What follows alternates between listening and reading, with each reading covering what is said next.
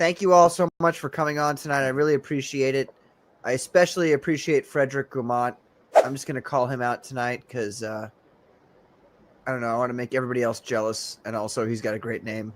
Thanks for coming on, everybody. Frederic Guimont. Okay, that is actually a really cool scene. I really like that. That's cool. Damn. That looks really cool, Frederic. Frederic, what are you working on right now, man?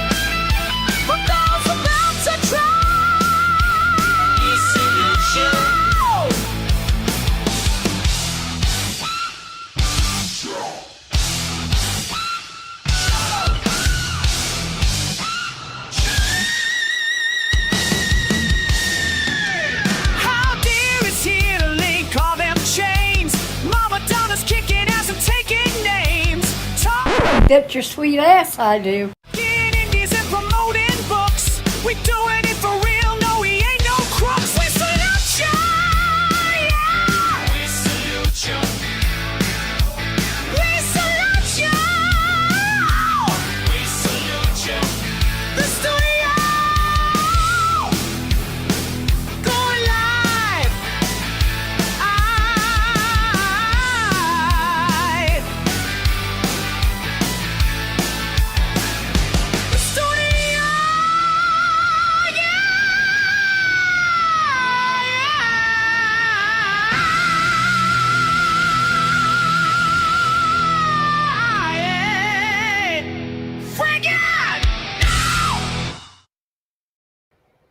Although it's kind of bullshit because we're not really live. There's like a 15 or 20-second delay with this stuff, man.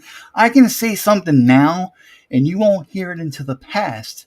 So if I give you the winning lottery numbers, it won't matter because you'll be too late to play the damn things. Hello, everybody. Welcome to the studio, episode 57. This is your main man, Don, right here up into his house with you. 72% artificial intelligence, 28% raw pimpage, just like the little notification down there says. It's been a great week. It's going to be an awesome show. We got Frederic Guimont in the house with us. Going to be talking about his comic book Rattel. Mama Donna's back in the house. Mama Donna? Yep, I'm here. You're goddamn right. Everything is awesome. Omer will be here in about an hour or so. We got Guimont. We got James Lee. We got the evil ginger himself, John Apple. We got Duck Baker. We got Marcus. We got Hal Deer up in the chat doing the damn link thing. And we got Michael Ortiz. Without further a diddly-doo-dah-day, let's bring in the peoples. We got James. We got John. We got Duck. We got Marcus. We got Michael Ortiz. And we, of course, got Mr. Guimont. Hello. Yeah. Yes. We're doing the damn thing. Back up in the house again. That's right.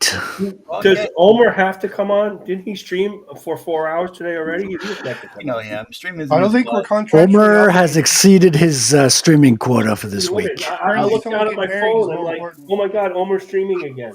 He's exceeded his bandwidth allowance for this week.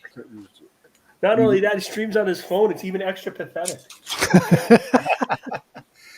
This is the link to Frederic's book, Rattel, which we will be talking about off and on tonight, as well as drawing the characters. Thank you very much. Link is pinned to the chat. Make sure you go there, back the campaign, do the damn thing. It's an excellent comic. Frederic, do it now. Let's get it done. Support indie comics. Support Comics Gay. Yes! Thank you. Goddamn right. Thank you very much. You're welcome. You're welcome. Appreciate you, Don. I appreciate me too, and I appreciate that. That's good. Yes. How's it going, Don? Man, I'm living the dream. Everything's great. Living the dream. That's what I'm saying. Damn right, In man. a leaky trailer in Virginia, in North Virginia. Oh, you too? No, I have an apartment that's dry. Oh, damn. I used to have a house. I don't have one anymore. What? I used to have a house too. When the kids went to school, we sold the house. Where did your house go? You sold it? Yeah, well, the kids went to school. It was very expensive. Hope you sold it for Bitcoin. I don't know if there go. was Bitcoin when we sold the house, Frederick. I don't think there was. Ah, We are on the pimp. What is it? Bitcoin tour? that's right. Are they paying you to talk about that stuff? I'm paying It myself. should be in Bitcoin. Yeah, I don't work for Bitcoin. Bitcoin works for me. There you Oh, go. damn. Raw pimpage. That's right. Doug Bacon, are you good? Can you hear me? Hey, Yeah. Duck. Yeah, I can hear Yeah, you. the mic wasn't working. So That didn't work, man. You tell Mr. popped Mike. out, back in. Michael Ortiz, why ain't you working, man, for Duck Bacon? What's going on? I don't know. I didn't know I was being employed. He just said the mic wasn't working. I don't work. Stupid Don. Yep. So how you Hey, guys man. doing? It's been a while. I missed last week's show, so I haven't talked to any of you guys in a That's while. okay. Doing good. I missed last week's show too, and I was relaxed. Oh, is it like that? Okay. Yeah, I had to take care of my baby granddaughter last week. So Oh, granddaughters. They're the best. What? Oh, yeah, she's an angel. how old is she? She's 1.5 years old. Oh wow, Oh, that's brand funny. new. Yeah. Take the plastic seal off of her yet? She chewed it off herself. They start getting sassy around 2 or 3. Yeah. Awesome. So how's the comic book industry? You guys killing it? It sucks. Well, we had the comic book industry sent us a mass email and said, bite me. Yeah. We said, okay. And we took a big chunk out of its ass. But it's all Yeah, good, man. The comic book industry blows. I keep hearing the word Comicsgate What is that? Is that a company or is that a? It's Frederick, I'm going to let you handle this one. yeah. That's Hold on, my. we're going to call John in to explain it to you. Yeah, let's call John's Long Box. Get him up in here. No, we're not long box. Mail in. Call it in sick if you do. Get him on line one. Well, someone tell the man. Comicsgate. Is that have anything to do with like Watergate or something? It's No. an evil organization that we're all a part of. We hate everyone. And we're racist. We're terrible Wait. people. I thought Comicsgate was dead. Wait, I'm not following. Oh, yeah, we're Luckily that enough, too. we're the only people making comics that the fans actually listen to. We've risen from the dead. We're undead. Undead. I like it already. No, it's not a company. It's a loose group of people that make comics. Some are bigger than others. Some are bigger comic companies than others that basically have a similar political bent. All right, first of all, who You you don't calling have to loose? have a political bent to be Yeah, in it. hold on, Marcus. How loose are these people exactly? Yeah, I mean, They're loose. They're a bunch of whores. I try to be a little. How do I get in touch with these people? Hey, I respect that quality in a woman. I practice. I do kegels, man. I'm very tight. It sounds like a movement, like they control the gate into the comics industry, and No, that's all it is. No, it's the opposite of that. That's a movement of people that do the comic, are interested in making comics and not pandering to people that aren't buying the product anyway. Like, unlike mainstream comic. okay. So I guess let me ask specifically then, who are Comicsgate? Are they specific people? Or They're John, they're me, they're Duck. We are all Comicsgate. Is Joe Sontag or even Graham Nolan? We are Andy. Yeah, Joe Sontag is, Graham Nolan we are, is, yep. John Malin, Ethan Van Sciver, Mama Donna. Comicsgate. That's right. Oh, okay, cool. All right, on. Well, it's not. People think it started as a fan movement to buy comics that weren't like the mainstream comics that were pandering to SJWs and woke culture, and that came professionals and other artists to do their own comics that they can sell to these people through crowdfunding. Oh, cool. I think that's a pretty good. It can't. I was going to give you the Reader's Digest definition, but these guys are pretty good. It's impossible for it to die because we're not alive. It just can't. There's always going to be somebody who's going to say they're Comicsgate. Couldn't you just shoot all of them? Like if they stand up and say they're Comicsgate, you just shoot them? I think some people want that, right? Or do they have guns themselves? Is that a problem? So are they on the right side of the political movement? I would say so. Mostly, yes. They're not. Comicsgate's more about making quality comics, and the people that are out of it aren't. Yeah. But I would say they're probably more towards the right. That's not something you have to be in Comicsgate, but that's probably closer to what. You also have to pay a $150,000 fee to get in, and that you can make that check out to me at any given time. That's cheap. Yeah, well, I mean it's pesos, so it's like $20. Well, but Frederick pays in Bitcoin. Yes, he pays in Bitcoin. Yeah. Yeah. Mm-hmm. It's hard money.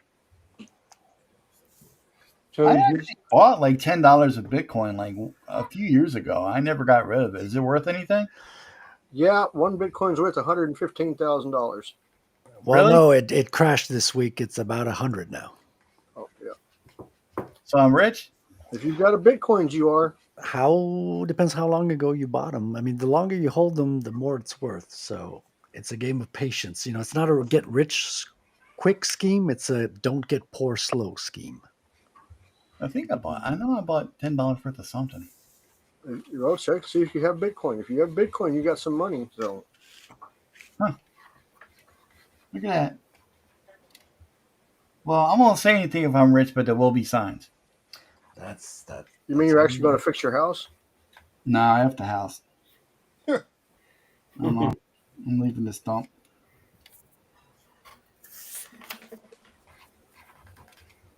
So, so today we're drawing Rattel.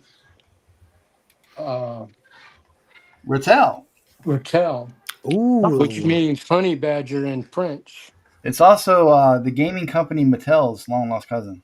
Right. And I learned this week through Tank Ferret, of all people, that there's a Rattel Robotics that exists now.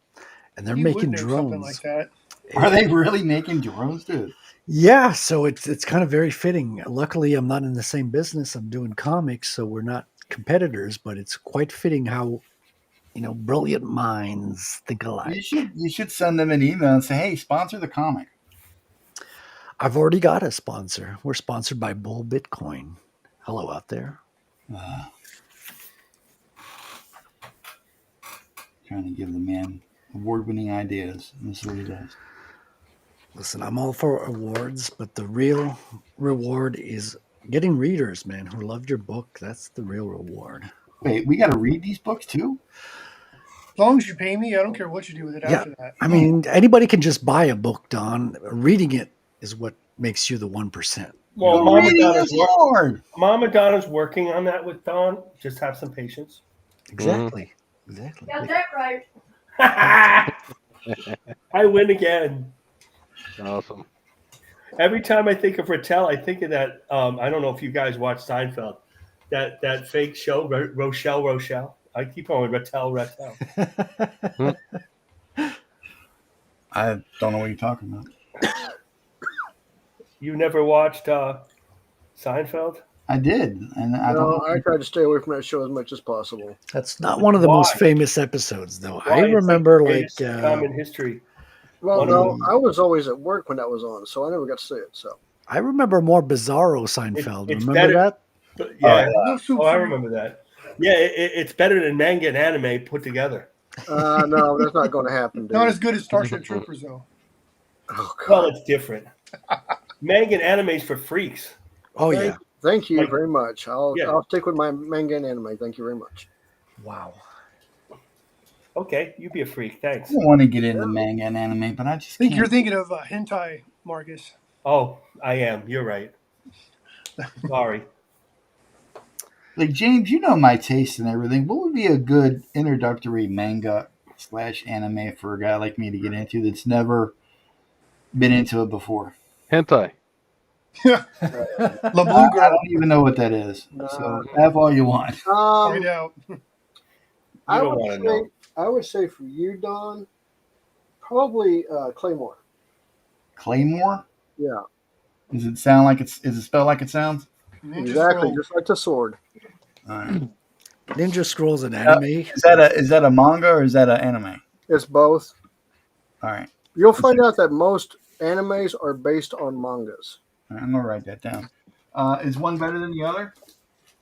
Most of the time, well, It's your I would preference. say really. I would say read the manga because the manga goes more in depth than the anime, and sometimes the anime only goes like 24 episodes, and the manga goes like 27 volumes.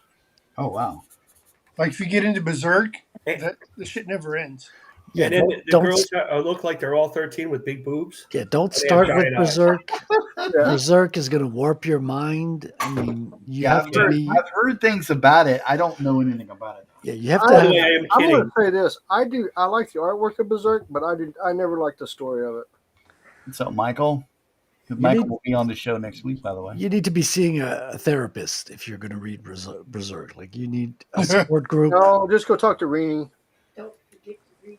If you talk to Rini, then you need a therapist. Now, Akira, I've seen Akira. See how that works? That I am familiar with. What did you read, Akira? Did you read the No, books? sir, I have not. Okay. Read. Well, you've The only books are completely scratched different. the surface. Well, So I've done a disservice to myself then. no, not at No, all. no, It's no. just it's incomplete. Your Jedi training is not complete yet. Yeah, you haven't got to the you've gone through probably half of volume 1, and you haven't made it to the other 4 It's volumes. not even that way because the anime is complementary to the book. So they started writing the books, and then at some point they started the anime with 7 different studios, which is unheard of and has never been replicated.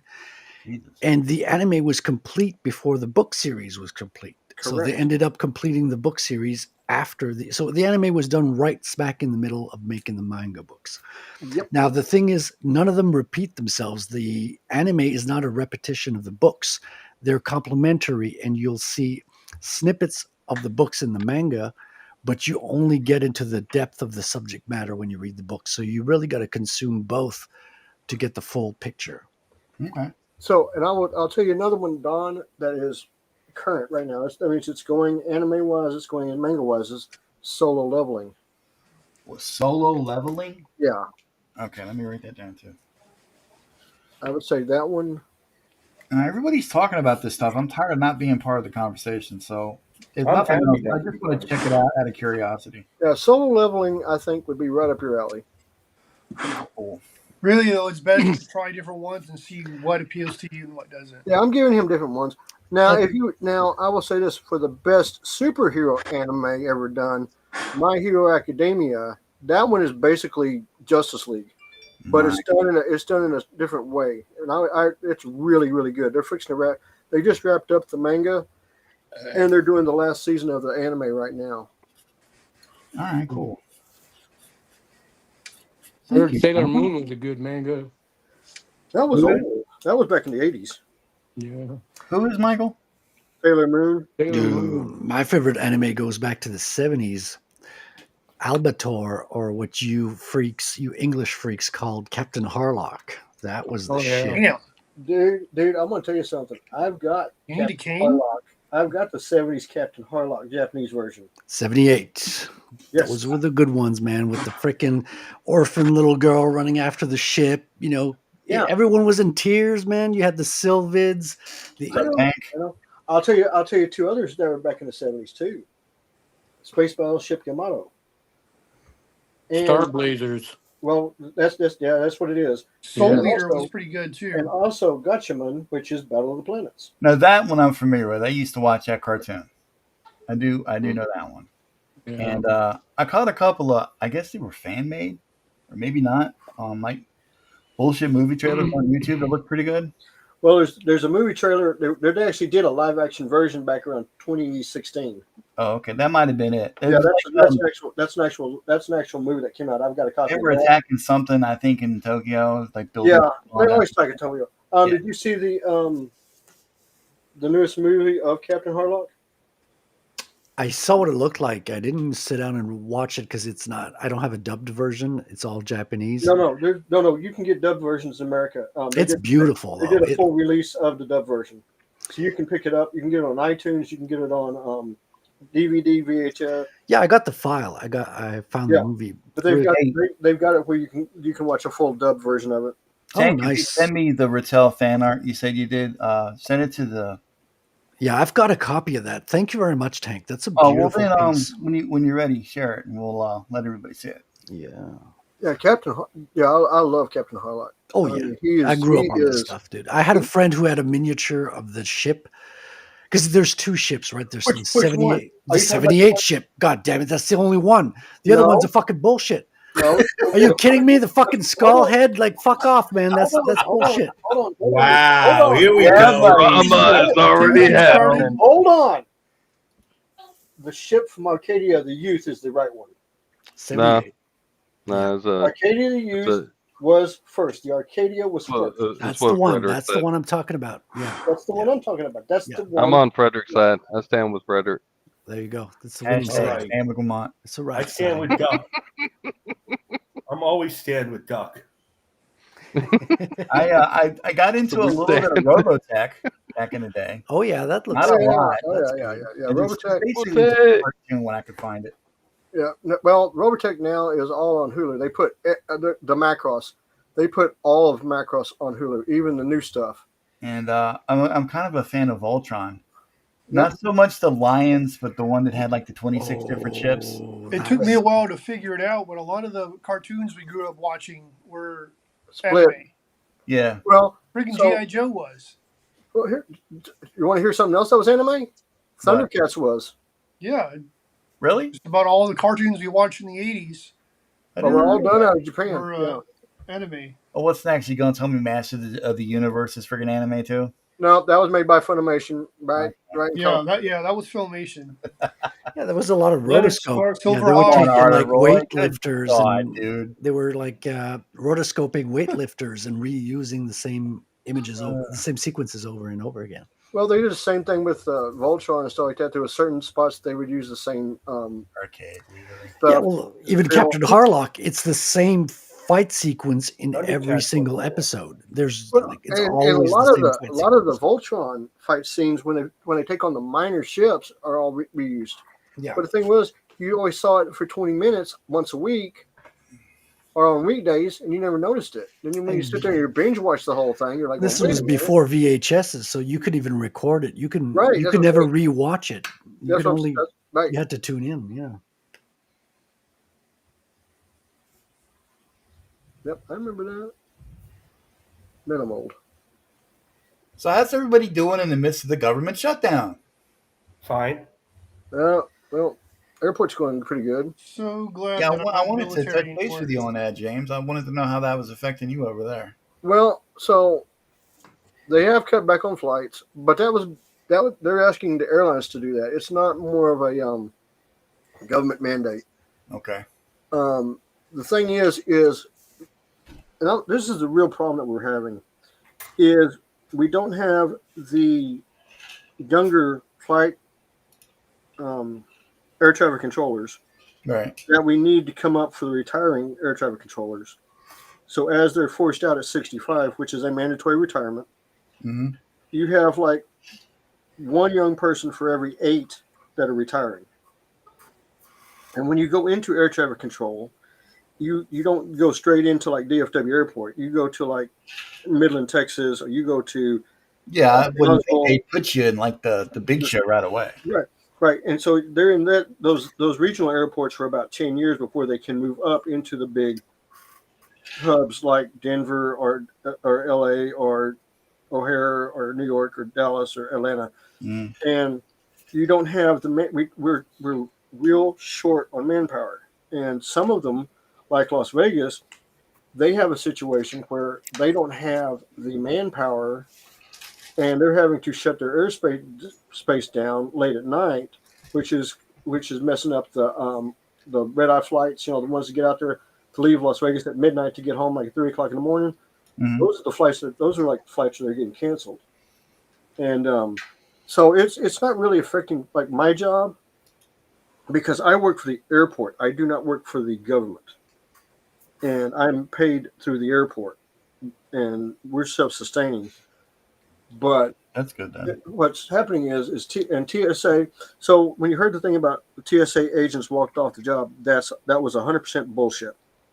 What happened was on Monday they did a sick out where a lot of them called in sick, right? Which caused a backup on the lines.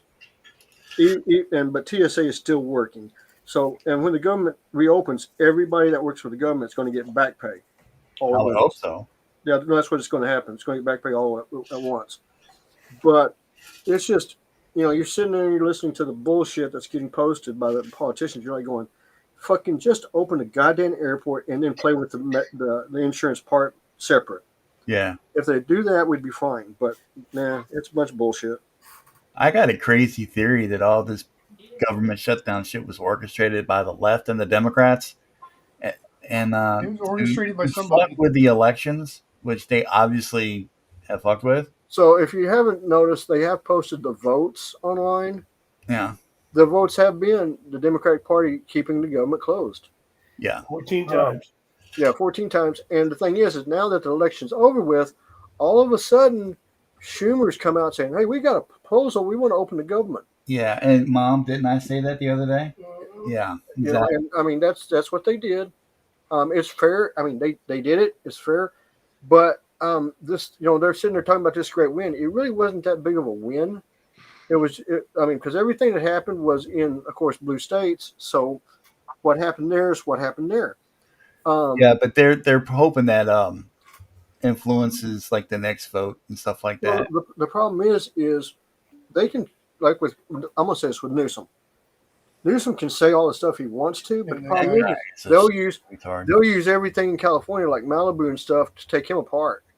He doesn't have anything he can back on when it comes to California because he's been in charge for 5 years. Not to mention, all those buyers are going to come right back and bite them in the ass.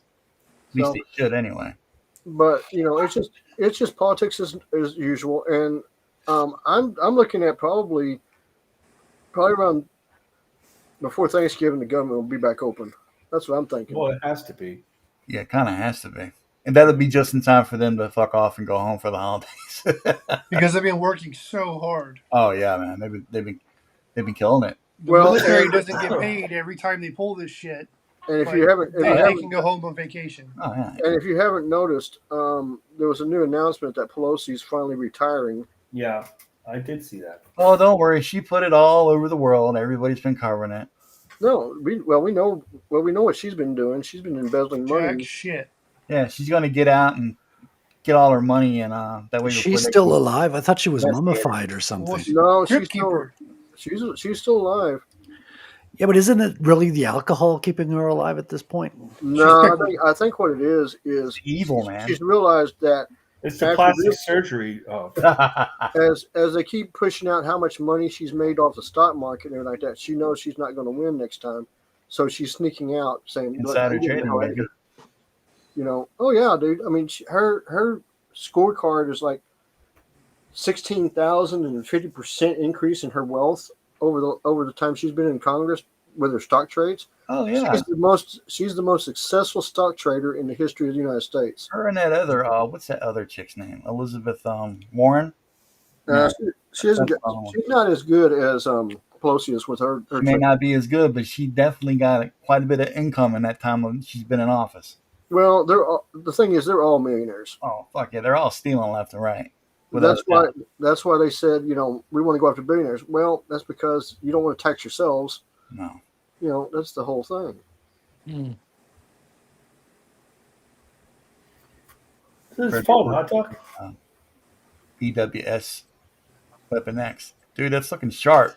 Thank you. This is a Barry Windsor Smith piece that I've wanted to kind of practice as an exercise and as an inking exercise once in a while.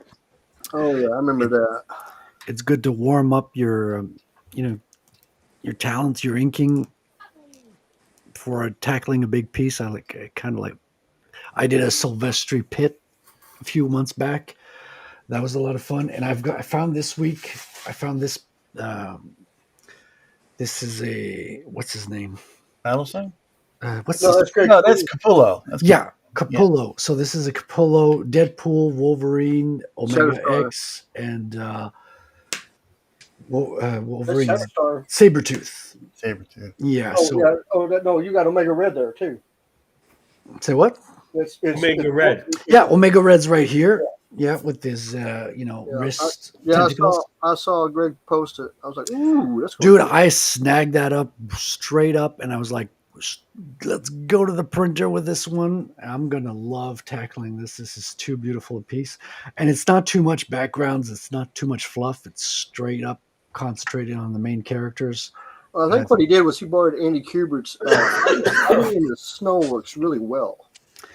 It does. It does. Because when Andy was doing Wolverine, he put him in the snow. Mm-hmm. Well, I mean, Wolverine is a Canadian, right? I mean, but I'm just saying, we won't hold that against him. To do the fighting in the snow is brilliant because this is how we found Wolverine in the first issue. It's like he's lost in the that turned out good. Lost in the Canadian wilderness, walking through the snow. Yeah, that's a great piece, John. That's your Suicide Run, right? Yep. Fucking hell, dude, that's beautiful. Rocking it. You got a colorist for that? Not yet. I know a guy. I got a pretty cool letterer though. He's not bad. The colorist is a little better. I did find this picture of Prophet that I want to try to ink. Oh yeah. But I need to figure out a way to get it in blue line. I can do that for you. That's not too size a little bit more. That's pretty easy. I got it down to a science now. I am not tech savvy at all. I'm more of a techno tard. Okay. I mean, I love to collect said I didn't. beautiful art. So if you want blue line stuff, send it my way, man. I'll save it for my own archive and I'll send you the blue lines. I just Yes, I want to try to expand it so that it fills up the 11 by 17 that I printed it on. Yep. Oh yeah. Makes sense. So Marcus, you made any more progress on your stuff? Which stuff? The Inuits that you've been working on. Oh yeah. I thought that I did a lot of inking in the hotel, so I thought that was really bad and sloppy. So I started over. Okay. You got anything you want to show off? So I have this. I mean, you can't tell on these that whether I thought it was sloppy or not. I think it looks good, dude. No, So this far? looks better. I redid it. I light boxed it during the stream yesterday, and I'm Very re-inking nice. it a little So you slower. got the other one, so we can do There a we side by go. side comparison. No, I got rid of the other one. I Oh, wasn't this is thinking good. I'd show it though. I like it. No, Good thank stuff. you. I like the layout. I like the drawing. It's just the inking looked really sloppy to me every once in a while. It happens. Yeah, it looks good. What are those characters? These are Inuit characters. This is Taklo and Taklo Emergent. It's for Mythic Americas. I did a Mayan story and an Aztec story, and this is an Inuit story. This is more like not a story, but splash pages. So, and I have the other. This is the 6th page, I think, and I've done 5 others. If you want to see them, I have the copies here. I sent out the originals today. Yeah, let's check that out. The company scans them, and We got a gentleman by the name of Danko in the chat. What's up? Says everything you've seen is amazing. Thank you. He's given the whole It's a panel. little different than superheroes. These are all based on. Let me see if I can find all the. Your pages. fantasy life. This one. Wow. Oh, I had 3 pages. Hold on, let me see if I can. Don't make me big. I'll let you know. I got to find all the pages. Don't worry. You don't have to beg me not to make you big. Well, my drawing is going to make you big, so shut up. Wow. Well, make me Wow. moist. I don't know about big. Well, I don't know how as big as you could get. I don't know. Very small. I have a tiny. I didn't even know that. I was hoping the best for you, Don. We all hope the best for me. Unfortunately, I was not blessed that way. I did catch that. That was terrible. I thought I saw your post on X where the girl says, I'm like, oh my God, no, that's terrible.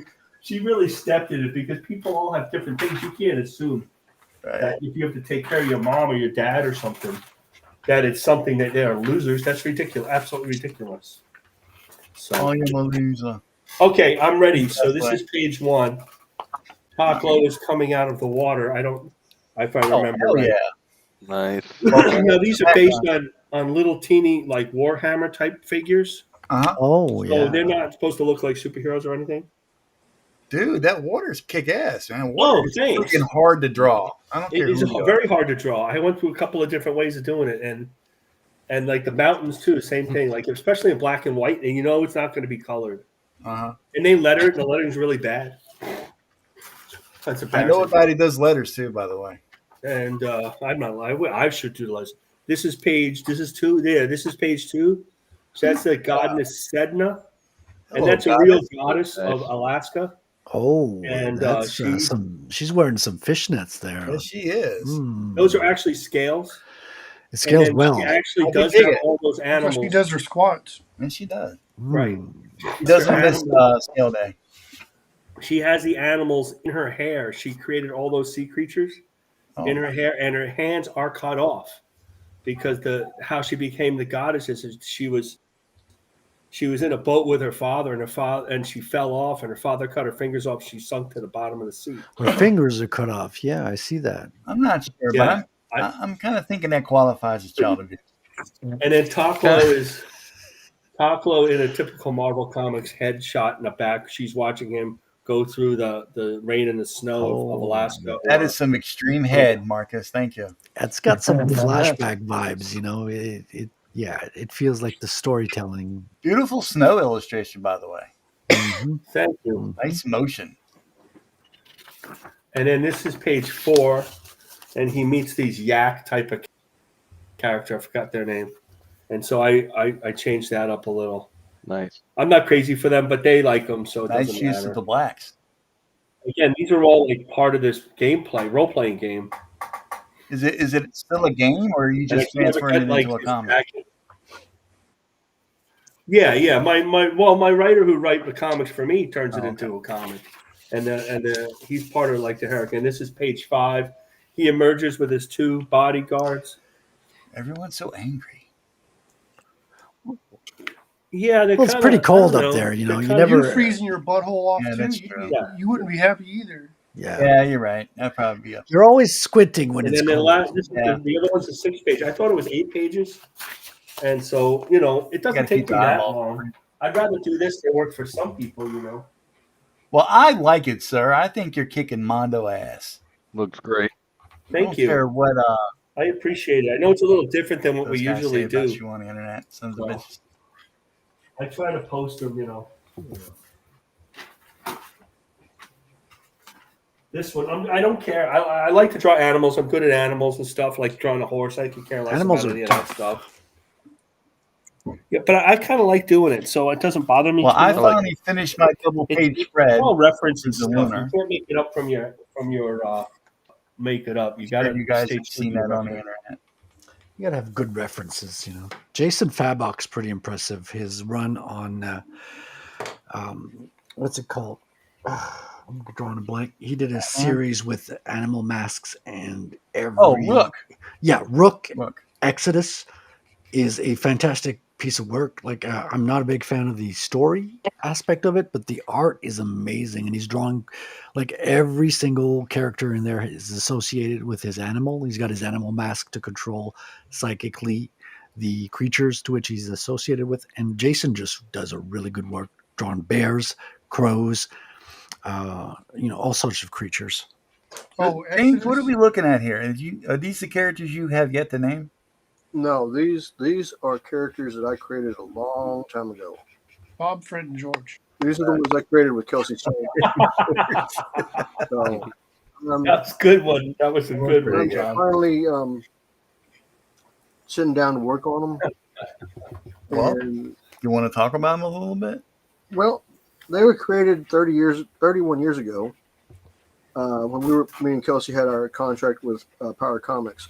Mm-hmm. And they never went to print. So I'm like, okay, I'll just bring them. I was like in a funk for the last 3 weeks, and I was looking over at some old drawings. I was like, you know what? I'll bring them back out.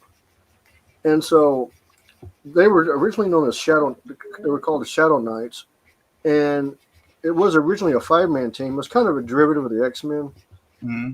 but I knocked it down to a 3-person team, and they're basically a cross between the X-Men and Gatchaman, but a little bit older. Interesting combination.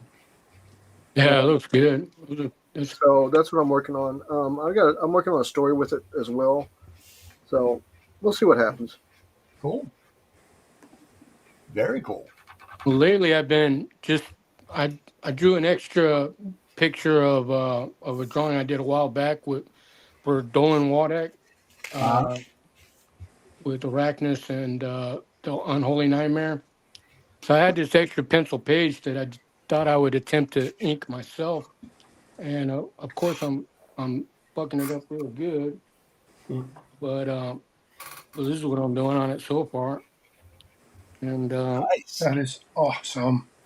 Oh, beautiful. Now, see, Marcus, that makes me big. Oh, that's pretty cool. Boing. yeah. That is Well, freaking for good awesome. reason. That would make a badass poster. Hell Yeah. I also did a digital color on this also, and it came out better than I thought. But yeah, I'm just trying to expand a little bit, getting outside of just penciling only, because everything is a learning curve. Since it's been a while since I penciled anything, except being away from it for so long, almost a quarter of a century. But yeah, I'm trying to get back in it. But I think I'm going to stay away from inking. I'm just going to hire out. I know a guy. I'll get John to do my inking in the future. There we go. And, I was about to ask if you had a scan of the pencils for that. no, this was an extra. Like I said, I was trying to get back into penciling, so I Mhm. actually did this page 3 or 4 different times, and I have this one that I'm still finishing up on, and this is another penciled of the same page. But in this one, I have her legs closed, where in this one, I spreaded her legs so they're open. Oh yeah, You got to ventilate. Business. Yeah. much better. Mama Donna said open for business. Clearly. Yeah. Oh, your mom's awesome. Well, yeah, I told Dolan I would send these to him when I was done with them, and so they're a little overdue, but I'm almost done with them. Sean Allen in the chat saying it's always good to see the fellas drawn. Yes, it is. We are Yes. kicking ass and taking names. That's Love my seeing job. everyone's progress. I think we're all leveling up immensely. Well, hold on. Leveling up has a whole new meaning since last week. Yeah. Okay, I didn't mean to insult anybody. I apologize. You know, it means you started using AI. That's what means you're leveling up. Yeah, that was pretty silly. Very, very silly. I love the after the fact inking the AI art to prove you created it yourself. That's Yeah, dude, rich. it was like, come on, man. No one. It's when you start lying, you have to stick to your lies, man, all the way through. So Yeah, that's very sad. It really is. it's I hilarious. kind of feel bad for the guy, you know? I just think it's funny. Can you imagine the ledger he has to keep just to keep track of all the lies he's been telling? Oh, yeah, that's a job in itself. Right. I mean, I just keep mine to, notes on a notepad. It's not that bad. And it's not hard to And own you up to still that can't shit, keep them man. straight. I still can't keep my life straight. Thank you, Doug Bacon. You can use all the AI art you want. Just own up to it. Just say it. Yeah, man, I'm inking my AI art. I'm doing some exercises and practice. Tracing is okay. You can trace to learn to practice. It's part of improving yourself. Yeah, Just exactly. don't claim what you didn't do. Just be honest with it. Just That's all right. When the AI takes complete charge, when it goes full Skynet, they'll be coming after him. They'll be looking for back pay. It's all good. Yeah. Well, they won't find much money there, though. Well, maybe But I they'll can understand with get his the work. guy that we mentioned. He lies like a little kid, where it's obviously a lie. Yes. But he just sticks to it like his life depends on it. I'm like, And then it's like the people that buy into it. There's actually people that believe this. yes. And that. Well, Now that's I don't know. sad. How much No, dude, there do are they really people believe who it? believe what he's doing is for real. Do they really believe it, or is it just they're on his side and they're out against the other side so No, much? the way they that talk, won't it's make like I they think believe. there's a little bit of truth to both. I mean, like they're probably lying to think? themselves. Yeah, maybe. Yeah, you're probably right. Yeah. Maybe. A lot of delusion out there. I'm delusional. Well, me too. You got to be if you want to make it in this world, Gotta be to draw comics. Exactly. I mean, I have a great story where I went to study anatomy with Alex Gray. I don't know if you guys are familiar with Alex Gray. He did the cover art for Tool. He does a lot of Oh, yeah. psychedelic artwork in the art space. And he offered like a week-long anatomy course, and I went and I took it. And at the end of the course, I was just sitting in the backyard of his estate with him and his wife, and I had a question for them, and I was like sincerely curious. I was like, would you guys say to make it in this art space, you have to be delusional? And what followed was the most hilarious answer because they both answered at the same time, right? Mhm. One said yes and the other said no. So Right. Alex So said maybe- yes. Alex said no, not to being delusional, but his wife said yes. And That's I right. thought, okay, it's insightful because you have two people on the same kind of journey having the opposite view on this. And I just love the answer. Mhm. The female said yes. So do you have tattoos? I do not. But I have drawn tattoos for other people. Did you feel inadequate being in his presence? He doesn't have tattoos that I'm aware of. I mean, he's a very humble guy. You'd be surprised. Like, he's very approachable, very down to earth. He's a very great guy. And he was working on an art piece. Incredible talent, man. His paintings have a lot of detail.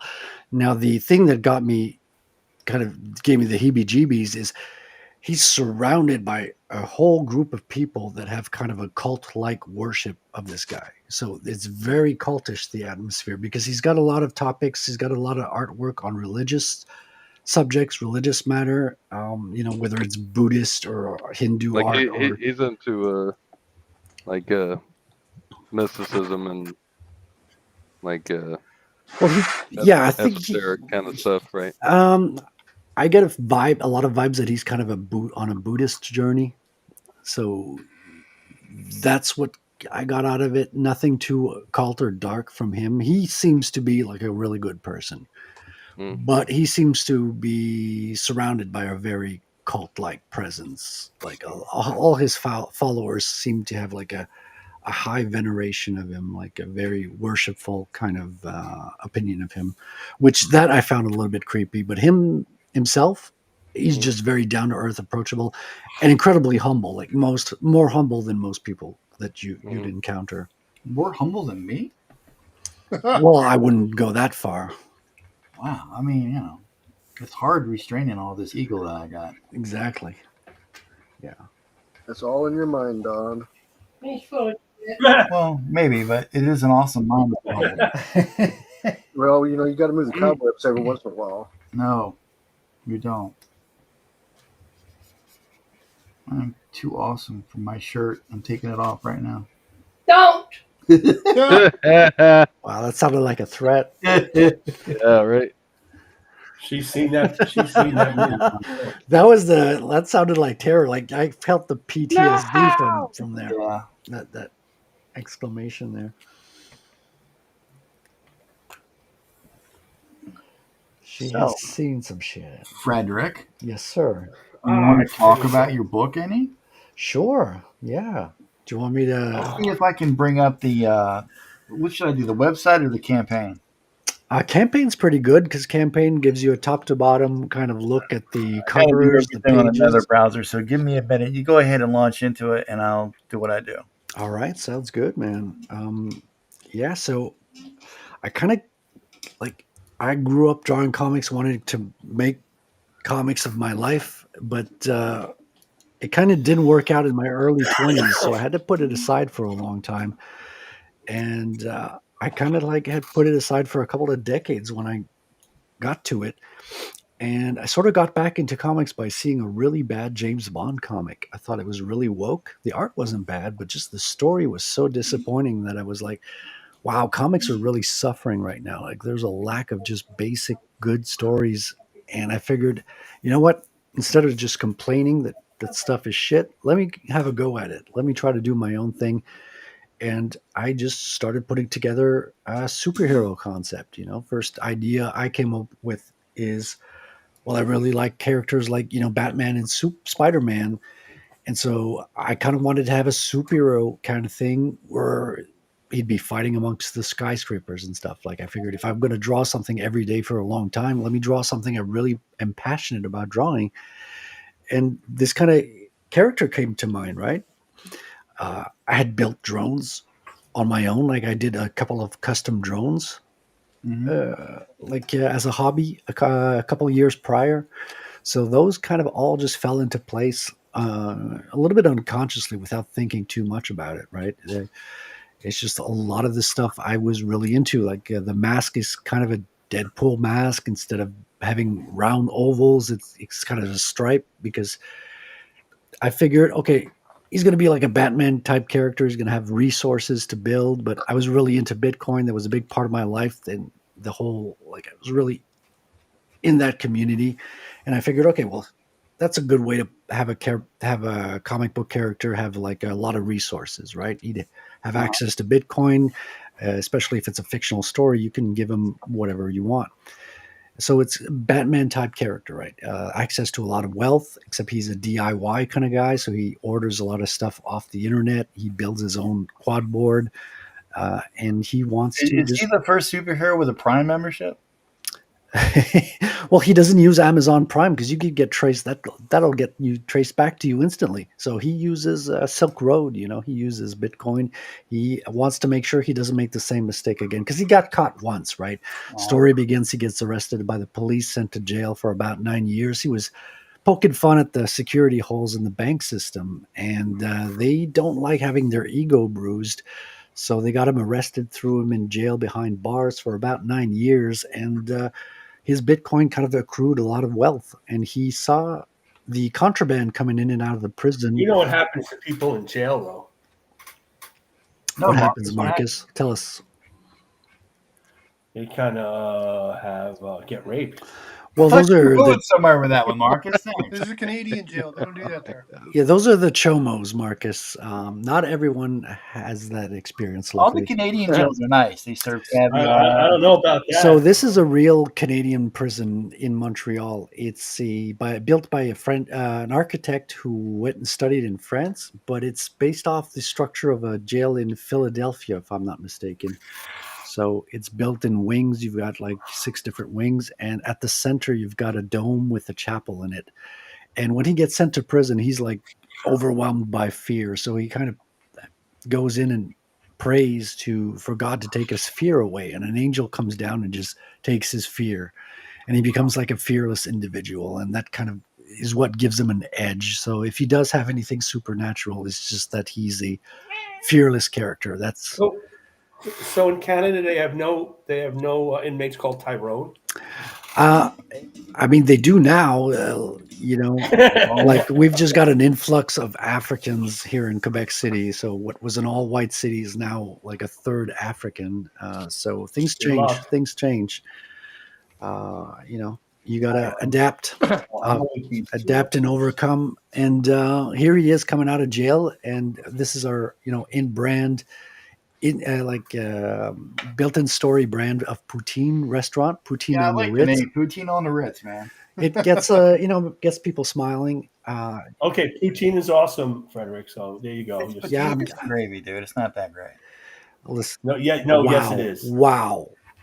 If it's made right, those are fighting words there. Look, I'm an American. I stick by my cheeseburger and apple pie every time. Well, clearly you have not touched the perfect cheese curds and have not had poutine after a night of going out on a bender. Clearly. I don't want none of it. I don't want none of your foreign cuisine. Well, you ain't getting any. You ain't getting it. I'm telling you right now. I'm get to the north. My poutine. Along with your freaking cold snap. Not only is he not getting poutine, he's not getting any. So let's see. There you go. That's right. There you go. I don't even want to know what it's about. You're getting there. You're getting there. And this is his first contact back into the real world, and he meets a great silhouette. Yeah, well, see, you know where this comes about? I was like 5 pages into the story, or is this the sixth page? And I was like, holy shit, I hadn't drawn any woman in about 6 pages. And I got to draw a hot babe, and I might have overcompensated a little bit. I don't think you did. I don't think you compensated enough.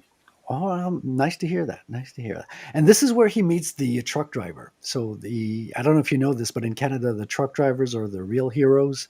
Yeah, so I remember. Despite having a superhero in the story, the truckers are the real heroes here. And he meets him, gives him a ride, and they built a foundation of a friendship that is going to grow over multiple issues here. Are they friends with benefits? No, it's not that kind of comic. You're going to want another department there. I'm worried about what Omega Mission's going to be like. Maybe we could let Omer handle that part of the comic. Maybe he could. I don't know. Does he have a huge hog?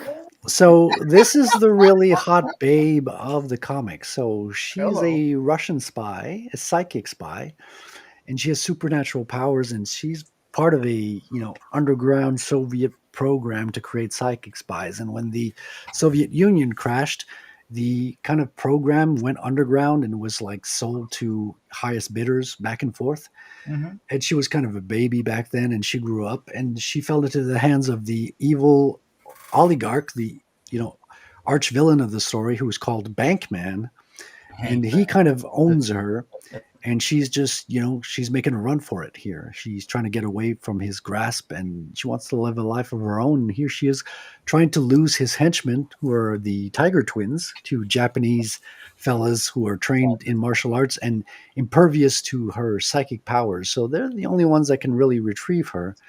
And she's trying to get away. And our hero on his maiden flight kind of runs into them, and he's going to intervene, because she's kind of calling out to him, I need some help here.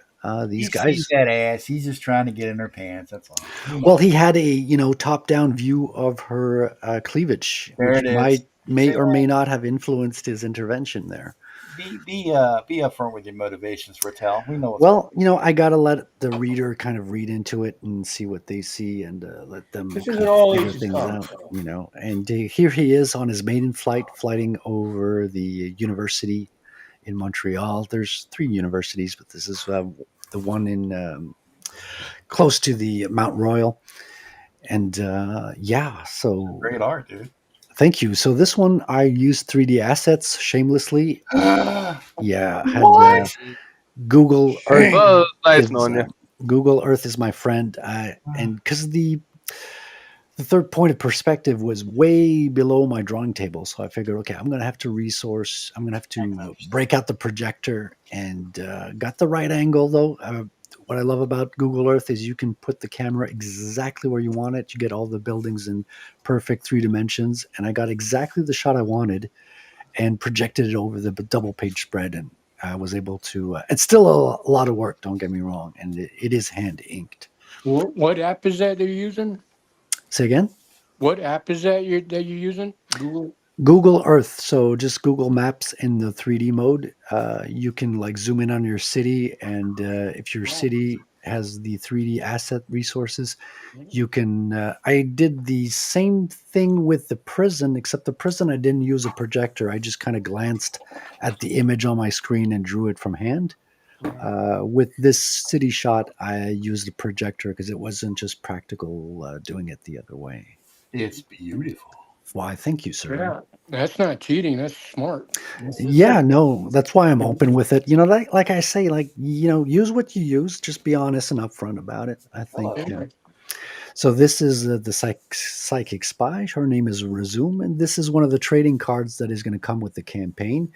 Every $1,000 mark, I add a trading card to people's orders.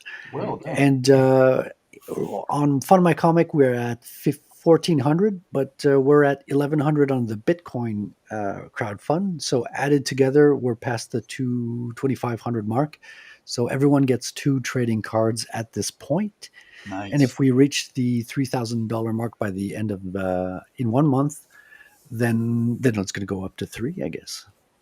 Here's the Tiger Twins, Otomo and Omoto. They're twin brothers who have been brought up as martial artists. They're Japanese gentlemen who, you're going to find out a lot about them in the first book. Very cool. Yeah. And, whoa.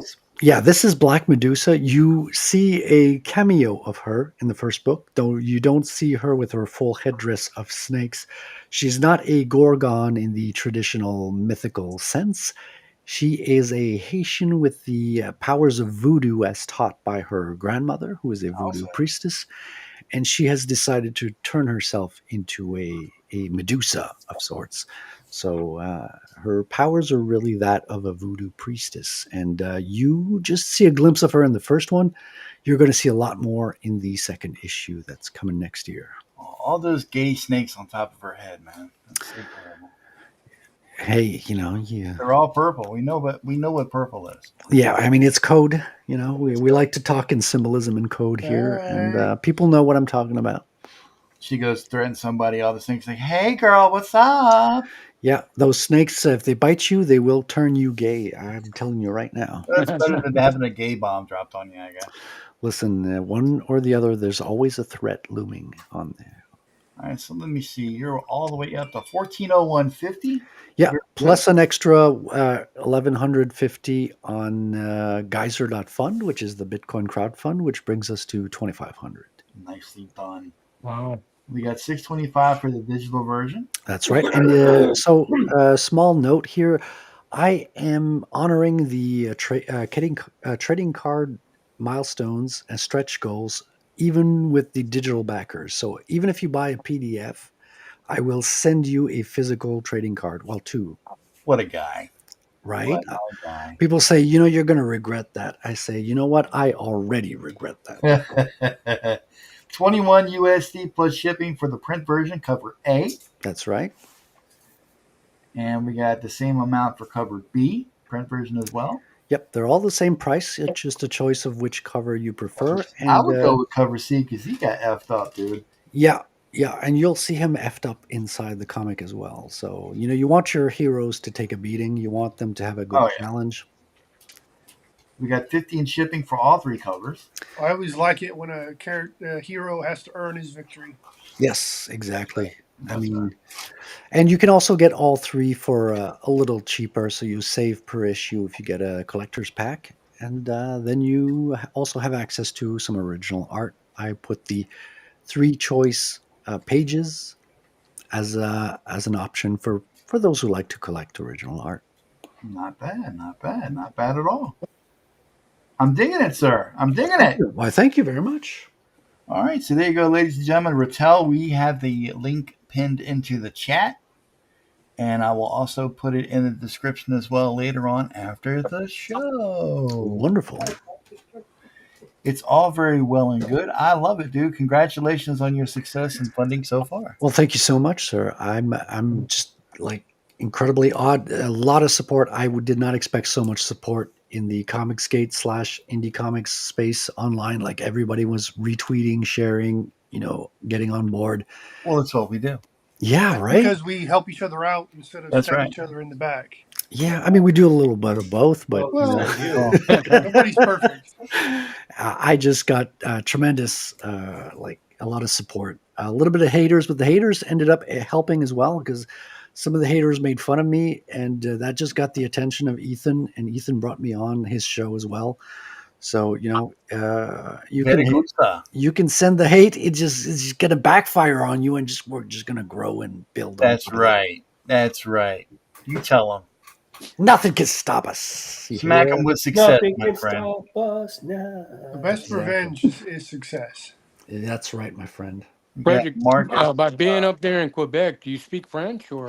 Oui, mon ami. French is my mother tongue, my first language. I learned English in the 3rd grade after seeing my dad watch MASH on TV and laugh at all the jokes. I was like, I don't understand any of this shit.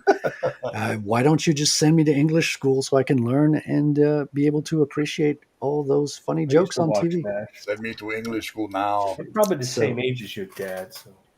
And I mean, my dad's 77, 78. Okay, he's older than me, thank God. Yeah, I'm almost 50, Marcus. So. I thought you were younger.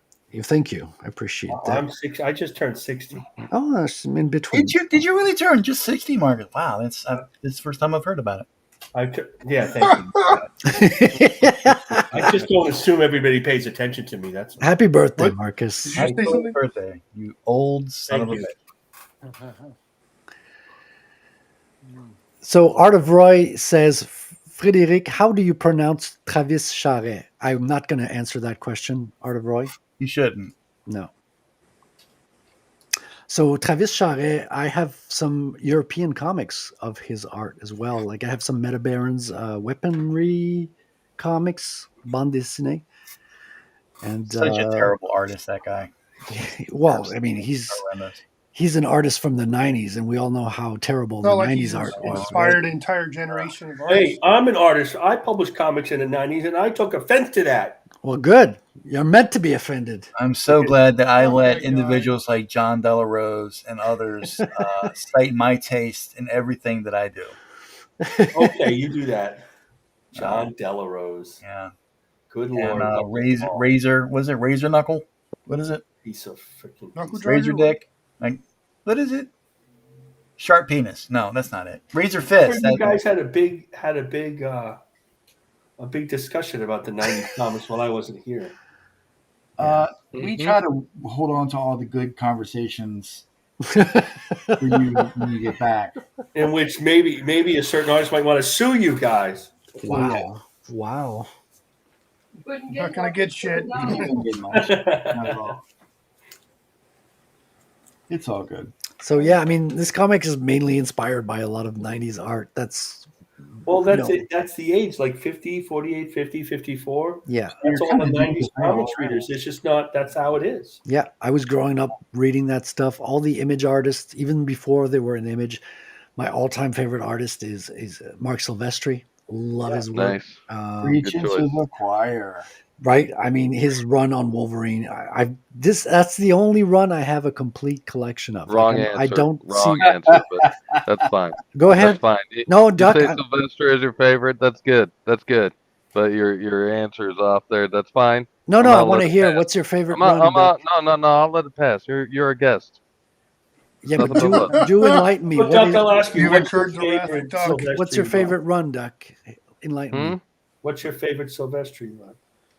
Well, I would have to say the darkness is a peak. I Okay. think those issues 1 That's through fair. 6. Was it 1 through 6? I think. No, that's the wrong answer, Doc. That's Definitely, no, yeah. no, absolutely Because not. But seems how you're our panelist, I you let see, it I mean, slide. like definitely where the Wolverine was better than his Uncanny run, even Yes. though his Uncanny run is a classic. And I mean, like if you look at the Sure. X-Men versus the Avengers, I mean, like that was pretty solid stuff right Mhm. there.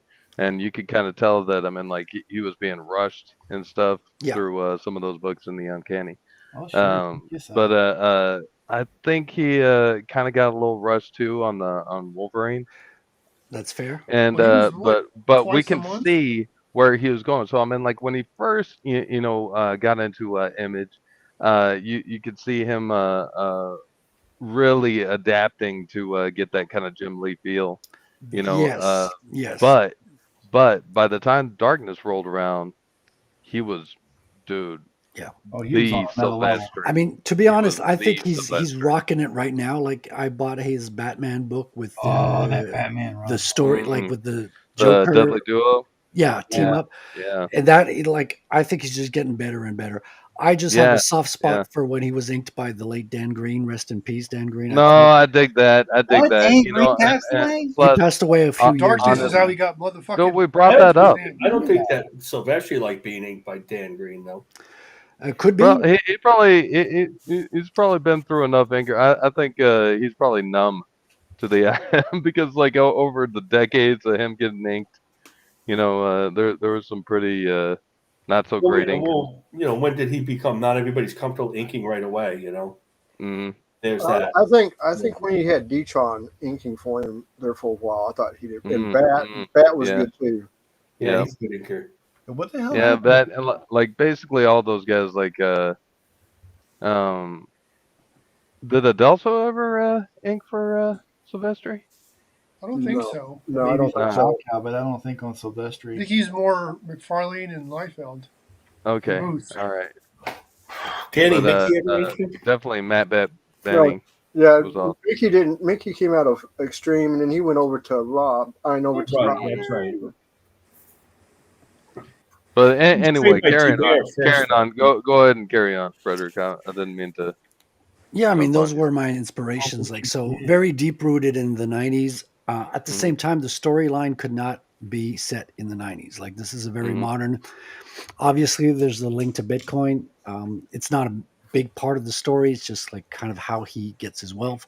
But it's a campy superhero story with a lot of sci-fi elements. So he's riding on a quad board. I call it a quad board, right? It's a quadcopter that you kind of ride What like do they call those things? Because those actually exist. Well, that's the thing. There's some people out there who are crazy enough to ride them. I don't know what those Yeah. guys call them. Wait, they actually Yeah. have that kind of stuff that you can ride. Yeah. Yeah, but you have to be You ever one seen the video? insane person, right? You have to be crazy to do that. I And, knew they were developing. Yeah, Like, especially I mean, like I would be in a full body like armor, like exoskeleton suit. no, you Ride just one need of those shoulder things. pads. You just need like Yeah, you Liefeld- just need you just need and a Liefeld headband. shoulder pads, and you're good. Homer's in the chat. Just block him from coming in. Just F with everybody. I might as well start effing with Omer. There we go. I And, F with Fred on Equal Wednesday, opportunity like that. right? I made fun of your Bitcoin. which I don't really make fun of any of it. I just did to try to entertain here. Well, you were the one making fun of me, Marcus. You were. That's right. I You were was. like, he comes in, he's talking about his Bitcoin, turning That's everybody Marcus off. is pretty Oh my hardcore. God. Marcus Yeah. is becoming a No, I He's a heard you, man. hardcore individual. It's He's in getting permanent. sassy in his old It's on the age. permanent record, Marcus. You know, I ain't gonna forget it. I ain't I gonna. don't care.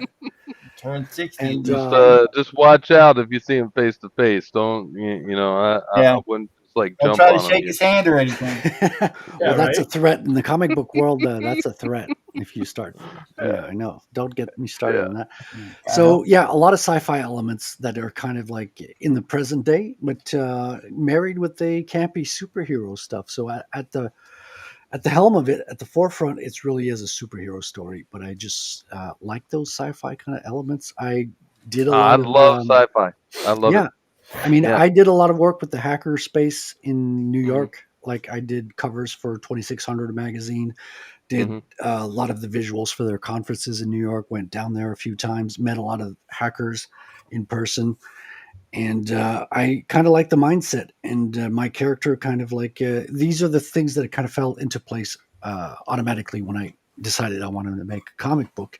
It's just, Mhm. okay, I want this guy who's going to be able to interface with the world through technology, and he's going to try to take on the biggest problems of the world. But we live in a rigged system; the odds are against him, so he's going to be taking a lot of hits before he makes any progress. So that was the kind of the basic thought behind it when I kind of created this hero here. I can dig it. I can dig it too. Cool. Yeah. I got a friend that lives out in Quebec. He's from Brazil, actually, but he's in the comic book field out there. I don't Nice. know. I mean, I'm not trying to assume you know everybody in Quebec that does comics, but I know everybody. have you heard of a guy named Daniel Vardy? I have not. No. Oh, okay. But my Everybody but Daniel Barty. that's the only guy I don't know. Yeah, there you go. Yeah, He's probably been staying away from me because he's probably threatened by my talent or something. Yeah. That's Could what be your I mean. talent. That's what my I guess. thought I saw in your bio that you were raised in army brat. Or Correct. So yeah, I was born in Germany, 1976. My dad was in the Royal Air Force of the Canadian military.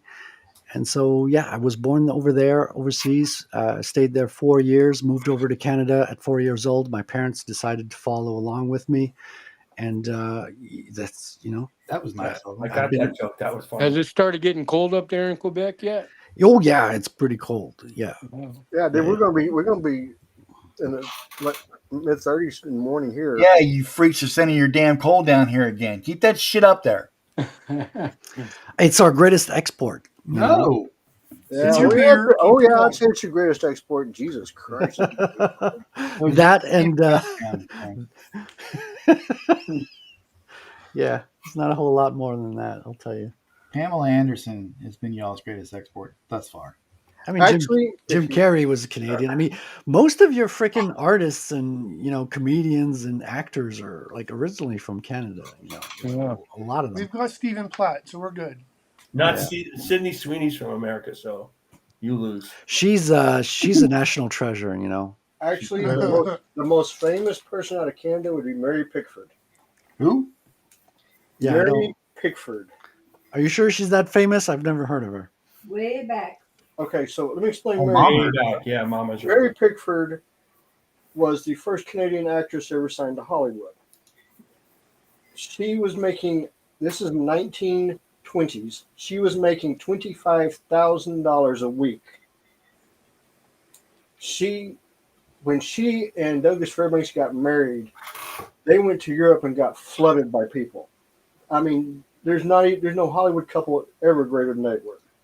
But Mary Pickford came from Canada, and she was the greatest Hollywood actress for decades before anything modern. Huh. I missed that one. In the 1920s, I wasn't around then. How old were you at that time? I wasn't even around either, but I'm just saying I know my history. I don't know, that Joe DiMaggio Marilyn Monroe thing was pretty good. Yeah, not compared to Douglas Fairbanks and Mary Pickford. Yeah. Well, she definitely wasn't the last artist to come down from Canada. I mean, we used to have pretty William much. Shatner's Canadian. That's right. Jim Carrey as well. Not everyone can be perfect, man. A lot of them. A lot. Neil of them. Young. Dale Keown.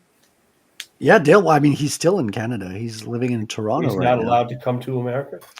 Yeah, it could be. That's on him. I don't think. I think he can come. I don't think there's anything stopping him. That's not what he says. Oh, really? He got banned? Yeah. I saw one of the his streams where he said he did something. He didn't go Yeah, into he won't. It's like a marijuana thing, I think. He did something, Big and back way. he's not allowed. According to him, he's not allowed in the United States. I think to your point, James, he probably could get it cleared up. It probably wouldn't be that difficult at this point. But I really don't think. I don't think he cares either. Yeah. Well, he could meet Mandy. There's that. Mandy banned him? Yeah, Mandy. Yeah, Mandy was scared of him. Yeah. Wow. Is this the drama portion of the show? No, we try not to the have a drama drama portion of the show is Don. Don just is a walking drama. The rest of us are just upset by the whole thing. I can believe it. I can believe it. I mean, you don't want to get banned from the United States. The United States is a beautiful country. I've been down there multiple times. I've been to Florida. I've been to San Diego Comic-Con. I've been to New York a whole bunch. So really love the States. I've been to Nashville last year. I was in Nashville. There was a Bitcoin conference where Trump came in and talked about the Bitcoin strategic reserve he was going to implement. I was in the room watching it live. It's a moment in history. And, yeah. So love the United States. I wouldn't want to be banned. Hopefully we get integrated in the States and become the 51st state. Well, I think it'd be more than 51st. I think it'd be like more like 51st through 60. Hey, whatever number you want to give, as long as I get, the First Amendment, the Second Amendment, but we don't want the 19th though. You can keep that one, and we'll be good. We'll be good to go. You don't want the right to arm bears?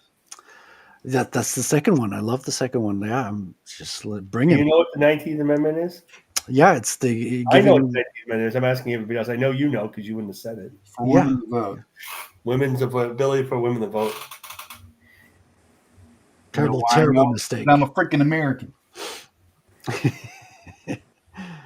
Yeah. Well, only landowners could have voted years and years, and originally it wasn't, and not everybody could vote. Yeah. We need to go back to, I think we might have to. What's his wee shit, paleface? You're Canadian. Listen, I identify as a future Canadian, future American, future Canadian, past Canadian, future American. It's gonna happen. Maybe wishful thinking, but hey, that's how all things start. That's how it starts. We'll see. We will see. But until then, back Rattel. Please do. Back Rattel. That way Frederic can move to America. He can buy a little bit more Bitcoin and tell us how great it is. That's right. And the story takes place in Canada. So if you can imagine a dystopian Canada where the government is turning to communism and slowly deteriorating the country. So like New York? It's America. Yeah, it's New York. Yeah, I know it takes a lot of imagination to fathom this, but you're creative folks. You can imagine it. And it takes place in Montreal, which is the first time a superhero story takes place in Montreal, as far as I'm aware of. I think Alpha Flight's done it. I think Alpha Flight was in Montreal, wasn't it? He's in Toronto, isn't he? No, Alpha Flight. Alpha Flight, yeah, they're Canadian, but they're not French Canadian. Were they in Montreal?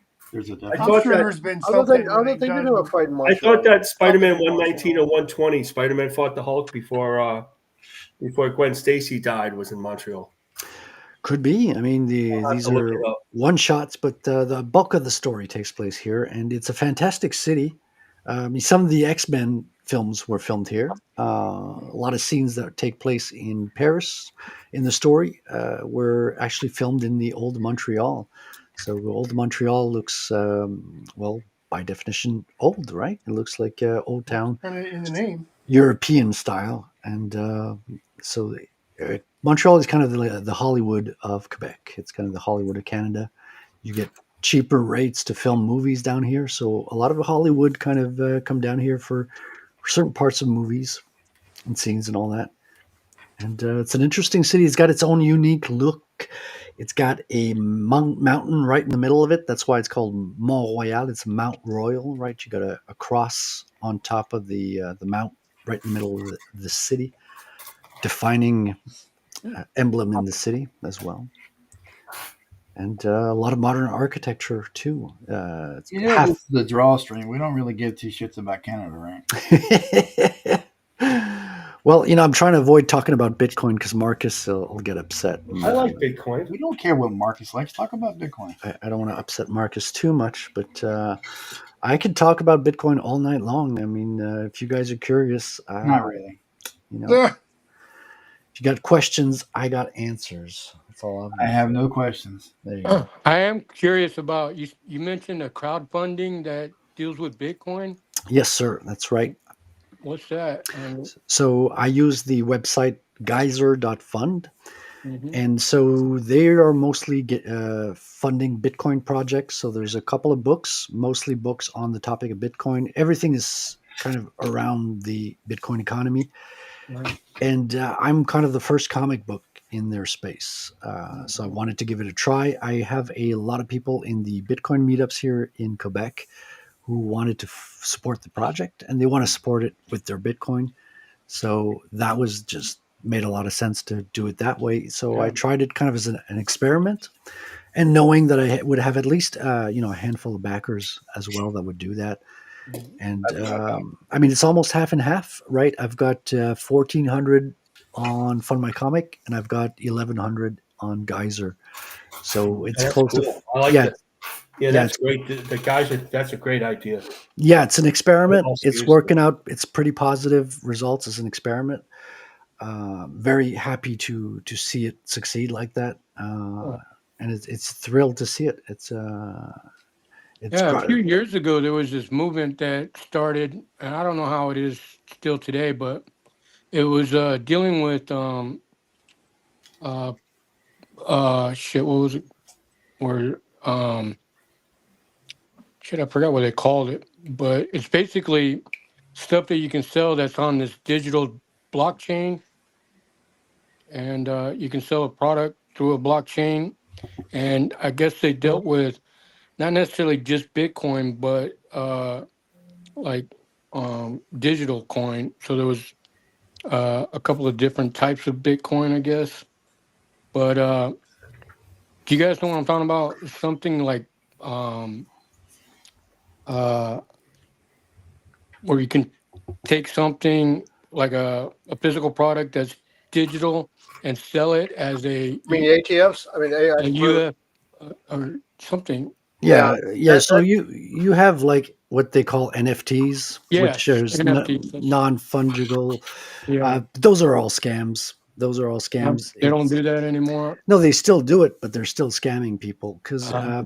all you're getting is a pointer, right? So you're buying a hash. A hash is a series of letters and numbers that point to an image on a server. So as soon as the server goes down, your hash is worthless. It's not pointing to anything. And the value of those have all lost. So Bitcoin was a very successful cryptocurrency. It's the last cryptocurrency because it's the one that succeeded and they solved the Byzantine generals problem, is what it's called.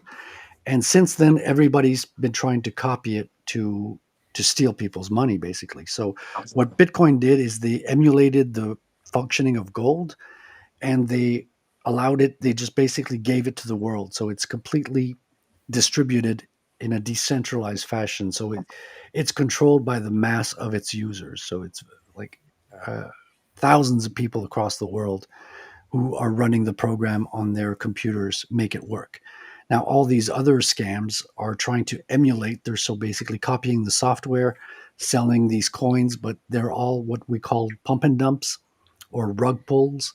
So they create these fictional coins like Hawk Tuah coin, and they get it hyped up through through media. They jump on a meme and they get people hyped up. They pump the price with their friends and they give a lot of coins to their friends, and when the population gets into it, that's when they sell into the new buyers and they rug pull it and it goes to zero. And you got to stay away from those. Bitcoin's the only one that has the property of money.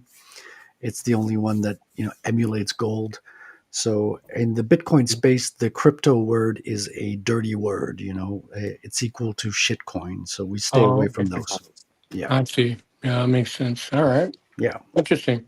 So you're on that crowdfunding platform you're going through now with Bitcoin. When you talk about $1,100 or whatever, that measures out to actually $1,100, or Well, because if it's Bitcoin, the price varies. Yeah. So I get it. So it's $1,100 the day that they bought it. Mhm. And with the fluctuation of the price varies. Now, the thing about Bitcoin, what's wonderful about it is you get instant payment. So as soon as someone supports the project on that platform, I get the Bitcoin on my wallet instantly, like lightning fast, instantly.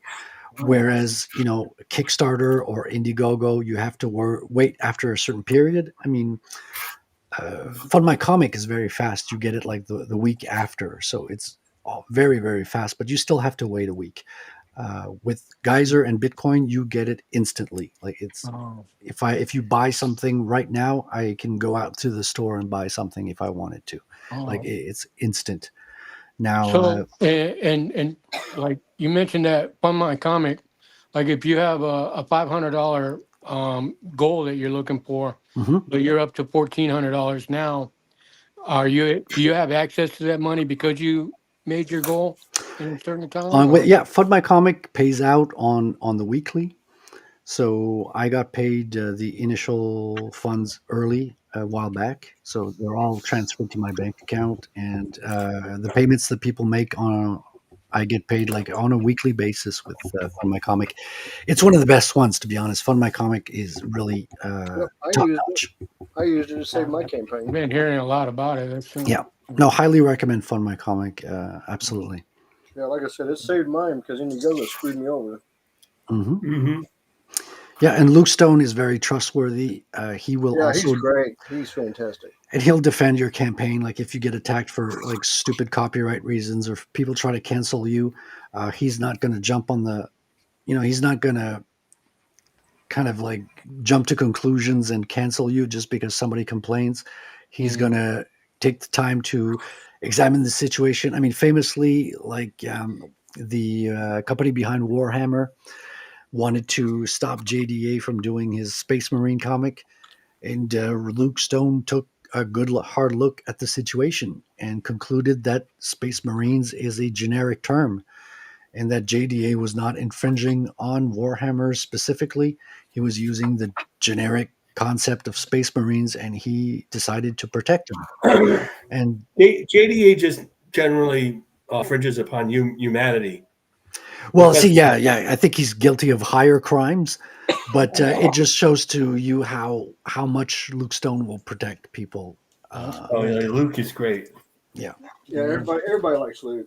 Everybody. so because Space Marine, because they use Space Marines in their game, they think they own the rights to the name. Yes. Yeah, they're trying to fight. I mean, you know what? They may be right. JDA may just be copying their property like an uncreative, lazy comic book creator. Right. But Luke Stone really looked into the matter. The fact that Space Marine is a generic term; it's not something that's trademarked to. Yeah, I mean they used the term in Aliens. I mean, Exactly. So that's why he decided to defend JDA and protect him. that's cool. Yeah.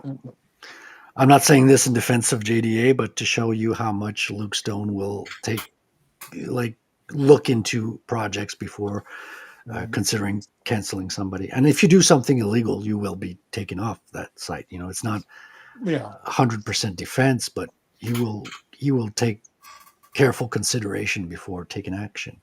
Yeah, that's interesting. Yeah, that's cool. Yeah, for sure. Much respect for Luke.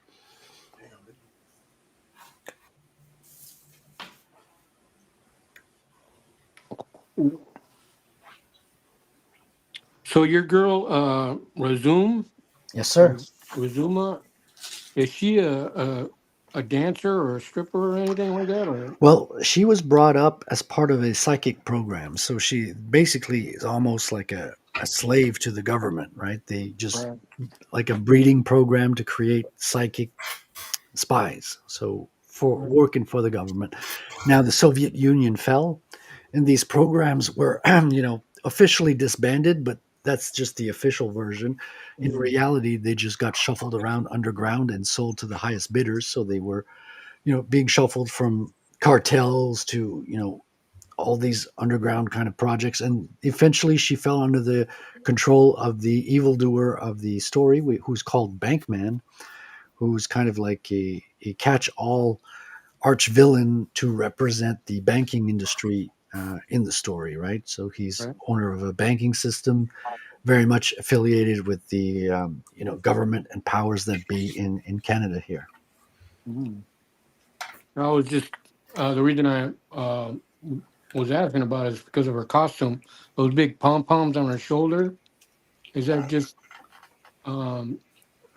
she's not like a like she's just a spy, but she isn't like pretending to be a dancer or something like that? Well, it's a big fur collar because it's very cold in the Soviet Union, as in Canada. So you want to stay warm, especially when you've got like a big cleavage like that. You got to compensate at least over the shoulders. You don't want to freeze your cleavage. Yeah. She looks cool. I mean, it's a cool character. I was just thank you. wondering if she was Thank like you. Yeah, I'm trying to give her a little bit of military style, a little bit of comic book pizzazz, and making her an attractive, super. Well, we don't know if she's a hero or a villain because she's kind of a damsel in distress. But which way is she going to go? Is she going to be an ally? Is she going to be a threat to our character? You're going to have to read the story to Are find the out. butterflies any kind? What's the symbolism behind the butterflies? Well, butterflies have always kind of been this symbolism for the psyche. So anything that has to do with psychic powers, mind control, like we know the German MK mind control programs that were brought into the United States under MK Ultra have a division called the Monarch program as well, where they have celebrities or highly placed individuals in. I'm tuning into you. And so butterfly is a big symbol in mind control. Did you say out of my head? Mom, the mic is hot. Be careful what you say. It's sent out into the world. Don, I have to ask. I've been on your show several times over the past year, but I still don't know a lot about Mama Donna. Now you call her mom, and that's because she is your mother, or is that a nickname you have for your wife? She's my actual mom. Oh, okay. Wow. No, she's actually Just making she's sure. mom. Okay, cool. And but she, Don't tell anybody. yeah, don't tell anybody. It's just between us and the chat. No one's going to tell. Yeah, she won't. No she one won't watches admit to the that show in public I trust the chat. or in any legal setting at all. Right on. Well, that's cool. Very cool. I'm glad you think so. I do. Yeah. I think it's great that your mom's involved and supportive like that. I think she's a pain in the ass. Those make the best kind of moms. The best kind of moms are the ones who are a pain in your butt. Let me see. Glitch said it's why Games Workshop has been slowly. I left for a while, so I mean the peanut butter sandwich. I'm going to call it Fun Chat. I've been slowly changing all the names to the Army, Space Marines now. Whatever, dude. Well, the thing is, the Space Marines go all the way back to Aliens because they were called Space Marines also. Yeah. What those designs that we're talking about were as close as you can legally get without copyright infringement. JDA's designs? Yeah. Okay. Probably were copyright infringement. Yeah, I wouldn't put it past that retard. Because I think the designs themselves were that close, and then he called it out as well. They were like, "Yeah, no, they weren't going to stand for it." Damn, dude. What are you linking? Don't they have a sci-fi group of Marines called Colonial Marines or something? Was that from? Sounds familiar. I'm thinking of Aliens. No, Starship Troopers. Weren't they called Colonial Marines or something? No, they were the Roughnecks. Oh, Yeah, I think Colonial Marines is from the Aliens franchise, I believe, okay. if I recall correctly. Everything's good. 5 by 5. Yeah, I just saw that the new Badlands Predator movie. Oh, That dude. movie, that Yeah, movie I was like fucking it. badass. Yeah, it was good. Great animation. Yeah. No, I'm talking to the movie, the Oh, new the one, movie. Oh, cool. Badlands. It was good? Yeah, I thought it was really good. It was just it was like the first time you really got into the whole Predator background and and actually getting close to a predator and seeing how they act or how they are. I read And somewhere that the main Predator figure was gay. Is that the case? I have no idea.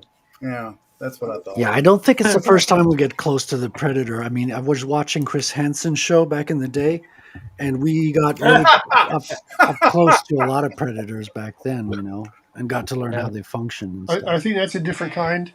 Oh, Guimont, you hilarious. Yeah.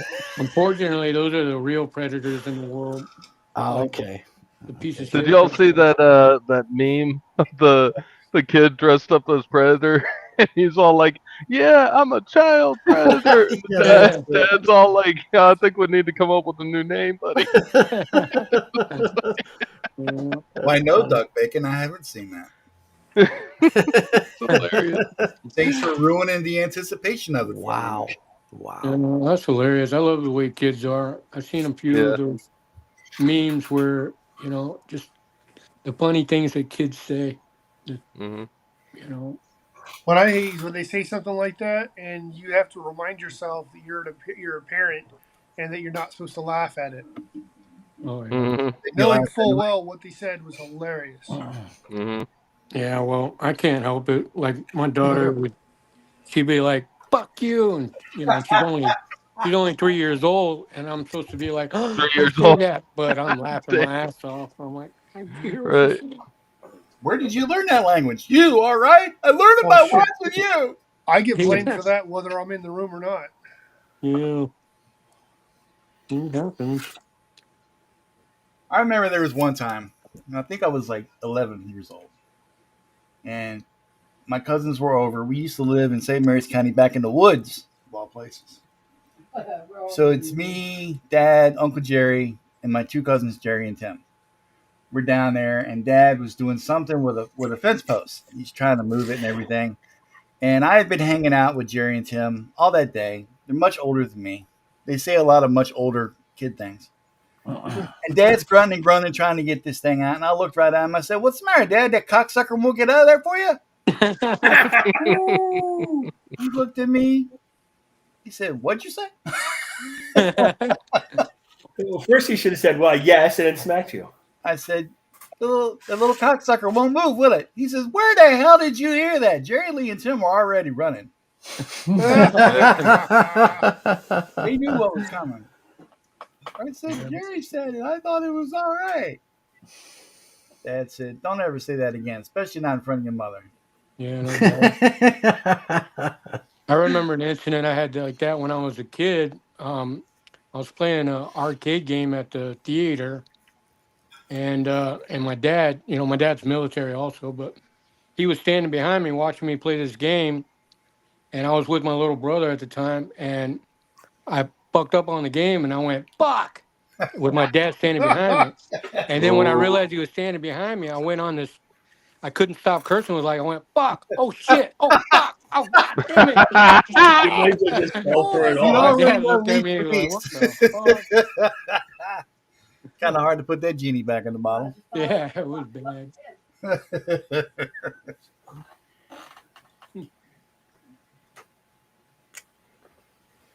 You really like that spicy chicken there, don't you, Max? Go ahead. You're going to steal it. Let me cut it up It's for you. hilarious to hear him, Marine Corps veteran, Army paratrooper, and all that. All it takes is my mom using that tone because I said something I wasn't supposed to, and I'm like, "Yes, ma'am." Mhm. Come on, man. Come on.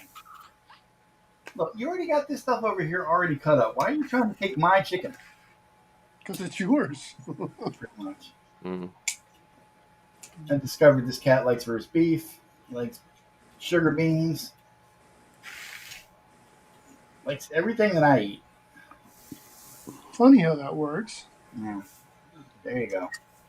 And I Like with our dog, he won't or she won't eat. It doesn't matter how much I feed her, she won't eat until my wife comes home.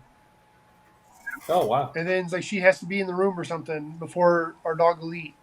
The food will sit there all day. yeah. Like, what the what? Well, I discovered a good way to give him his meds. He's asthmatic, so I got to give him a serum and a crushed pill. I have a crushed pill every day. And I used to be able to mix it in with his food, but the little son of a bitch is too smart for his own good. Half the time he won't eat the food, right? He can smell it. So he loves milk. Like milk is the only thing that I give this cat that he will drink all of. So I got a bright idea in my head. I measured out the medicine. I got an empty milk container, poured some milk in it, switched it all around, got a good mix. Mom said put a little bit of sugar in there because he likes sugar so much. Dropped a little bit of sugar in there, and no trouble with the medicine anymore at all. Takes it like a champ. Little bullhead. AK for you. Yeah. I mean, he's got this bad habit. Whenever I get up and go out to the kitchen, he has to get up on the desk to see what I may or may not have brought back. Yeah, mine will hear me open the pantry or get something out of the pantry. If it crinkles or makes any sound at all, she'll come from the other side of the house. Oh, and dude. sit right next to me and beg. Yeah. And she'll sit in a place she'll sit in a spot where you cannot ignore her. Yeah, that's the same thing with Max cat. Every cat Seamless. I've ever had, when you start walking towards them, they get out the way. Okay, this little fucker stays put. You have to walk over him, and if you tell him to move, he gets a goddamn attitude. Looks at you like you move, motherfucker. Listen here, I am 10 times bigger than you. Yeah, well, he moves for mom, of course, but I'm only the guy that gets the shit out of the box for him and cleans his everything else and gives him food. Clearly, you're the help. He's the important one in the family. Yeah, I really should learn my place in the food. Yeah, if you want to keep your job, dude. Yeah, I keep elevating myself to a better. You want to keep that job of shoveling shit. Well, not just shoveling shit, but like grading it down to get all the little fine bits out. Those I put in my pocket and save for later. Hey, man, you never know. You might get hungry. Middle of the night. You don't want kibble?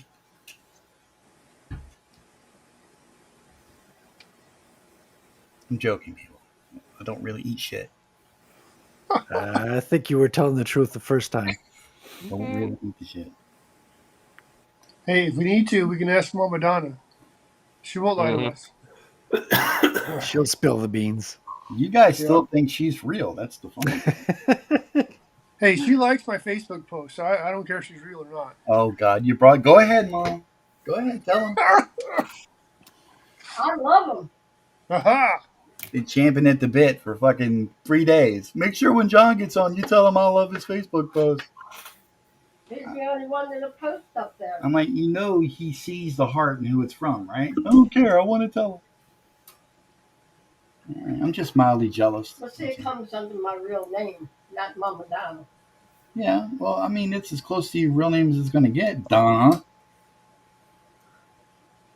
Is her name Donna? Is that her real name? That's her actual name. Oh, right. Unlike when I was 8 and I tried to get her in trouble for something I did, and I wrote Mom to this. Yeah, I thought her name was Mom. See, they put me. I got a bad report card, and I couldn't watch TV for like a week. So I'm like, all right, I'll get even with her. So Dad had just made this screen door for the back door. I helped him put it up and everything, and I took a nail and I scratched Mom was here. Oh my gosh. I thought Mom was her name, just like I thought Dad. So you've been as smart as you are now, like your whole life. Wow. Bum, bum, bum. I can't even reply to that because it's kind of true. And anyway, they confront me and they're like, "Did you do this?" I'm like, "No, Mom did. Clearly, she did it. She signed her name." Proof is in the pudding. I'm like, it doesn't get any clearer than that. Like throwing up in my boot. No, that was an accident. I was sick that day. You know that. You think I planned to puke in your boot? Sign Epstein's mother. Mm. Like on the old show Welcome Back, Kotter. He used to come up with it's an old show, and he used to bring in why he didn't have his homework, and it'd always say, sign Epstein's mother. Well, I thought you were talking about Jeffrey Epstein's mother. Yeah, I was Yeah, like, I'm right. glad you Yeah, pointed just that for out. a second. I'm like, wow, Marcus has got a really He may have done that too, but I have no idea. Yeah, It's old sitcom, No. yeah. John Travolta was in that before he was in Saturday Night Fever. Oh, speaking of that, did you see the crossover between Welcome Back, Carter and what was the That's when it was Welcome Back, No, Kotter. they did a crossover with Barney Miller. Barney Miller. Yeah, but they did a crossover where all the kids got put in jail and Barney Miller. Why no? Nice. I haven't seen it. Yeah, there's a crossover episode where they I did think that. I remember that. Ruined again. Yeah, that was a good one. I'll have to check And that then out. there's the one where remember the Jeffersons and Archie Bunker. Oh, that Mhm. was an interesting combination. Well, Jefferson's was a spinoff. Yeah, of they were Archie. originally in the Archie Bunker thing. Yeah. Oh, I didn't know that. Yeah. You watch Archie Bunker, and I'll tell you this: the last season where she dies, I mean that really floored a lot of people. Edith died? Yeah, you God know, damn it! Yeah, she died horribly too. I mean, Yeah. wasn't she raped or something? no, she got it was like a cancer type thing, Oh. and she didn't tell Archie, and then when She didn't want to be on up the and show. died, and yeah, Man, that was really sad. I mean remember that. they played that one hard because Wow. especially when he's sitting on the bed and he's just talking. I mean that was just Now you got to put a spoiler warning on the show. Yeah. It's not like anyone that watches this is going to look up Archie Bunker. Dude, you would be This surprised. is the internet. You never know. yeah. All right. That would take too much effort for them. And that's like the last episode of MASH. Oh, you're going to spoil MASH now too? He changed his name to Spoiler Alert. Hey, I just said the last episode of MASH. I didn't say what happened in it. It's kind of clear. Died in the airplane crash. Hot Lips is no longer hot. Now she's lukewarm. Watch, man. She just died. She just recently died. Wait, she died too? Thanks for the ruining of everything, guys. No, we're talking about He's real even life. spoiling real life now. No, that's real That life. is real life. She died in real life. Yeah. I know that. I'm just. Loretta Damn it, Swit. I'm trying Yeah, to. I think only not Clifford, but I think Hawkeye's the only one that's left. No, what's his name? The Radar? Radar died. Radar died, no, right? no, the other guy, the guy that took over for Radar when he was Clark. Wait, Uh, is Jamie Farr passed already? Amy Farr. He's like The 91. transsexual, right? He's still around. Yeah, Jamie Farr's still kicking. Yeah, Jamie Farr's still around. Well, he wasn't really a transsexual. No, he was trying to He get was, out of he the was army. trying to play nuts to get himself. He was just taken a out of the cross army. dresser trying to And get out then- of the army. And then he ends up Yeah, marrying. Colonel something. It Arnold didn't Potter work for died a while Don. ago. Didn't work for Don. Don was doing it on purpose. And no, but yeah, Klinger was his name. yeah, Klinger ended up. Klinger, yeah, Jamie Klinger ended up Farr. married. He met that the hot Korean girl, and that changed everything. Well, that, God damn, it's been years since I've oh seen my it. God, the great MASH. Mexican That was Korea. just- Now it all comes together. I Don. actually preferred Hogan's Heroes to MASH, to be honest with you. Mm. Oh, and Hogan's Heroes, that was a fantastic show too. You know, he was married to what's her name? In real Yeah. life? Hold on, I'll be right Chick back. with the face? Helga? Yeah, Helga, the Yeah. secretary. Yeah, that was. They said Bob Kane had a big hog. He was a weirdo, man. He was like, all kind of weird sexual shit, though. I And, think that's when he got whacked. And then He was like the Charlie Sheen of his and day. then you have the guy that played Schultz and the guy that played Colonel Clink. They had said both, that the dude that played Schultz couldn't have been a nicer dude in real life. but in real life, they both they told them they would play German soldiers. They would not play Nazis. Yeah, because they're Jewish. And it was because they were both Jews. Yeah, And they had both fought in World War II against the yeah. And neither one of them wore a swastika or anything like that. All right. You can say the word, Marcus. Good God. Still America. No, it's talking to the cat. Oh, your cat's okay? Well, he grabs my elbow while I'm trying, so like I have ache here and everything, so I gotta really. Yeah, but is that butterscotch? Yeah. Oliver doesn't do any of that. He just sleeps. Oliver's a good boy. Yeah, Oliver's on the chair over here sleeping. Butterscotch doesn't sleep much for a cat. You want to see what I'm working on? Yeah, actually, we do. It'd be great if I could not lose my mouse. Hang on, I'm getting there. I'm a little slow. A little slow. Oh, a very nice storm. Is that the Medusa chick? That's Medusa. Oh, that's beautiful. Yeah, it's meant I thought for a minute it was Storm. I'm sorry. It was a lot like Storm, yes. Very nice. Very, very nice.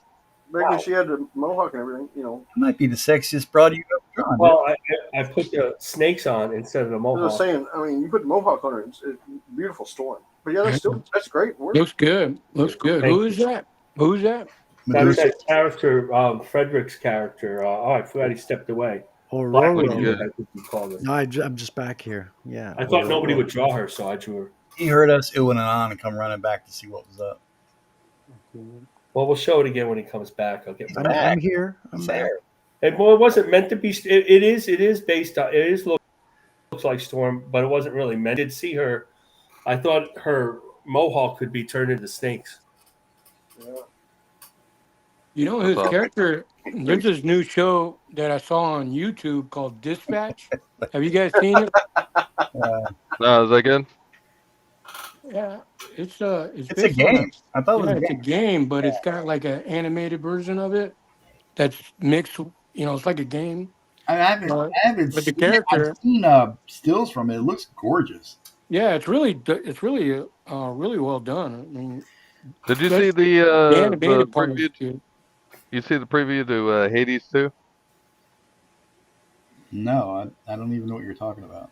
Well, that's funny, Don, because I sent it to you. But anyway, Still don't know what you're talking about. The video game Hades 2. When did you send it to me? I didn't know about the first one. So Oh yeah. I don't got nothing in my DMs from you, dude. What are you talking about? On Instagram. Oh, well, that explains it. Don't send me shit on Instagram. I don't look at it. Well, you replied to the last one. No, not really. I just sort of I don't really look at that stuff. Mm-hmm. I was just being nice. Mm-hmm. Well, you also check out the preview to Hades 2. Okay. Yep. Well, Hades. The animation is great. Yeah. It's really What groundbreaking. platform is it showing on? Anywhere. Like you could look it up on YouTube. Hades 2. Check it out. Yeah. Yeah, the artwork is extremely groundbreaking. Right on. Is it out? I mean, or is it coming out? I don't know. I think it's just coming out, but the preview is awesome. All that shit you gave me about it, you don't know nothing about it. Thanks a lot. Yeah. Did you expect anything different, Don? Come on. I'm just talking about the trying art. to gauge how I should feel. Like, should I feel guilty about it? Should I be apologetic? What should I do? And he's like, I don't know nothing about it. Nice cover. Nice try. Well, it's not my fault. Well, kind You're of the one is. trying to cover your tracks. I blame the Democrats. It kind of is. If it wasn't for the government shutdown, I would care more about Instagram posts. No, you wouldn't. Yeah, you're right.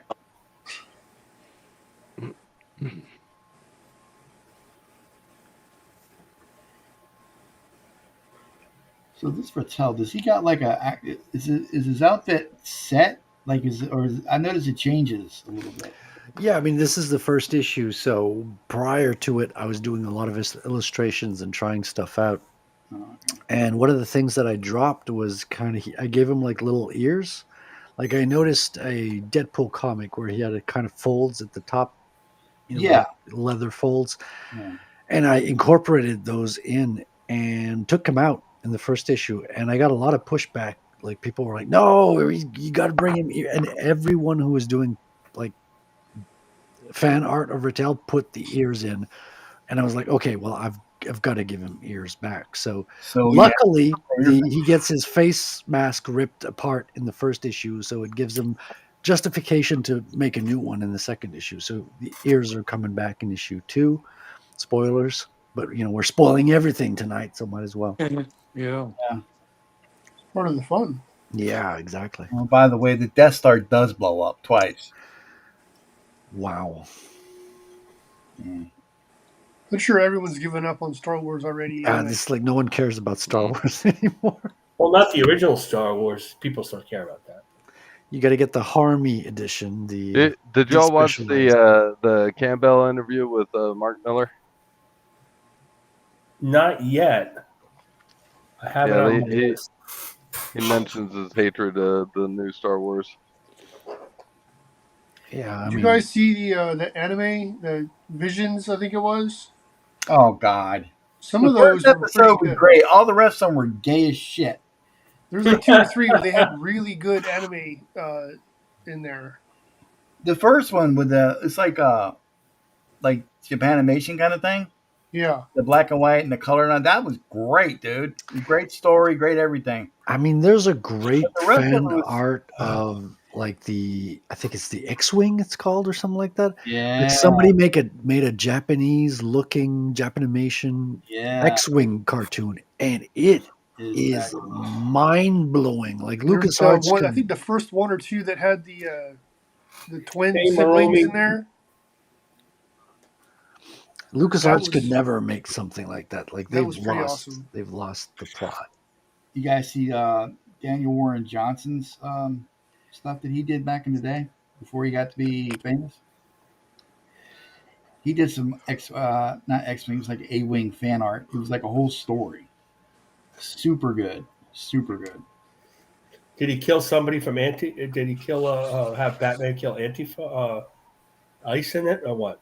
No, nothing like that. This is I have before, no use for that guy. Before I that don't get nonsense. draws ever. Before he got to be like who he is now.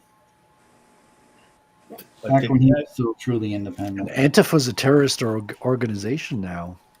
This week they're heroes, I guess. Which is funny because I see people at the coffee shop wearing Antifa garb. I'm like, oh, you guys are on your way out, aren't you? Yeah, I don't have And any you use start for having any merch, more. that kind of defeats the purpose of the movement. Everybody's got a different movement. I usually try to keep mine around 7 o'clock at night. Limited to once or twice a day. That's too much information there. Mm-hmm. My doctor doesn't talk much. Fred, you've been on the show before. Come on, you know. He hasn't been on the show. I have not. Oh, that's right. But thanks for playing, dude. Not all Canadians look the same, Marcus. Yeah. Yeah. What a racist. They all look like Justin Trudeau to me. If you all didn't wear blackface, it would be easier. Wow. Thing is, Marcus, we've been on a lot of streams together. I get confused. I know. What happened to Omer? I guess he took me seriously. Yeah, Omer. He Yeah. figured friggin' banned him, going to dude. a wedding was more important than us. He heard what you How said. do He got forget? scared. I'm going to bust his chops. How do you forget you have to go to a wedding? So, There's like an invitation involved and everything. which do you guys think will last longer, this show or the wedding? The show. The show's getting cut off at 10 o'clock tonight. So, No, but I mean like long term. You know what I mean? I don't know. I'll give him a year. Talking about the show or the wedding now? Oh, Well, if he keeps cutting the show short at 10, we're not going to last, you know. Wow. How long have you been doing the show, Don? dude. About a year. It's been a little over a year now. Yeah.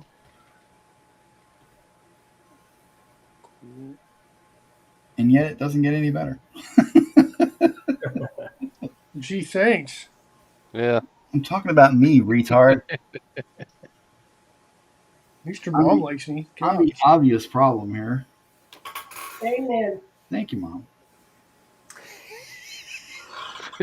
I think she was saying amen to John. Love is real. He should ask his mom which one is her favorite on the show. I To see don't if, fucking need to. I know Yeah, exactly. yeah, we should. We should go ahead. Gee, Mom, who's your favorite on the show? Mom, don't act like you can't hear me. You're sitting there playing Angry Birds. Go ahead, tell everybody. Fucking duck bacon. Really? Nice. Thank you. I love you too, Mama Motherfucker, Donna. you're gonna act like you didn't know. oh my god. Get the fuck out of here. Oh, that's I rich. said, really? That's Oh, rich. I'm so surprised. Oh, You sound like that. You sound like that dude from the Disney movies. So was back in the day. Whoa! damn, that's harsh. Don. I feel bad for you. Thanks. At least Don't worry about it. Wait, you feel bad for me or him? Well, I don't need to feel bad for him. He's winning. Wow. Clearly, he's doing Duck, something we should right. start another show Saturday at 7:30 called Studio Cast. There we go. All right. So The threats of weekly You- show. will you come on it, Marcus? Oh yeah. All right. We'll and then we'll say all the secrets about Don. We'll just have like a regular time, like something like no, just relaxed, maybe like on a Saturday night or something. I don't know. Yeah, Saturday night. That's what I was thinking. Nothing else goes on Saturday night. Yeah, right. Oh no, I don't want to get in the way of CG Commandos. Jeez. Oh right, yeah. I don't. Yeah, when- I'm actually missing the Commandos right now as we speak. All y'all can eat the entire bag of dicks. Wow. Open it Say up. for a minute? And what? Did you say for a minute? What the hell did you just say to me? Did I save them any? Fucking hell, dude. Wow. He's getting burned by his own mom. This is every Oh, week. that happens all the time. I've never seen the show. Thanks for being a fan. I mean, think about Well, it. he's on It's the other with show your that's son. on at the same time what of would us you do? as us. He's trying to knock us out of What are you, a fucking spy? him and Quinlan are trying to get rid of us. What? What is this? Deep-seated hatred. Well, naturally. Well, they actually have an entertaining show, however. I do have to say. Oh, what the F, Marcus? Get down. Butterscotch. Get down. Come on. Butterscotch, come over here, buddy. You want to get on screen? You want to say everybody say hello to you? Yeah, parlay to the pussy. Come on, buddy. If you're gonna bother me, everybody has to see you. Oh, is it pussy time? Okay, it's pussy time. Here we go. Say hi, Butterscotch. Don's slow in the uptake of Butterscotch doesn't like to be held. Thanks. We all hate Don, but let's all do shit to make him do stuff to glorify us. All right, I got one down. Yeah. I got one too. Gotcha. Oh, wow, that's almost nice, beautiful cat. What's that cat's Very name? cute. She's called Molly. Molly. Yeah, she's purring right Good now. girl, yeah, dude. I'm like, Every time I'm at the art table, she comes and sits on my lap, and I'm trying to ink, and she's like rubbing her face against my arm while I'm inking. It's Of like, course.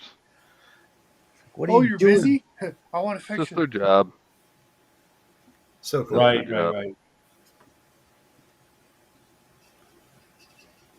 Oh, Rick Saylor snuck in here. I didn't see it. What's up, dude? Top Rick. Rick. And Moroni as well. I I really saw should Moroni. pay more attention to the chat. Yeah, you're just as good as a Gary. gonna pay attention to shit. Nobody loves me. Okay. Wow. All right. And on that note,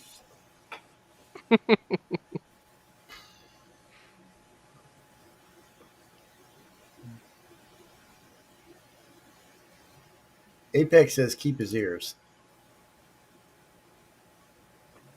They may come in helpful later.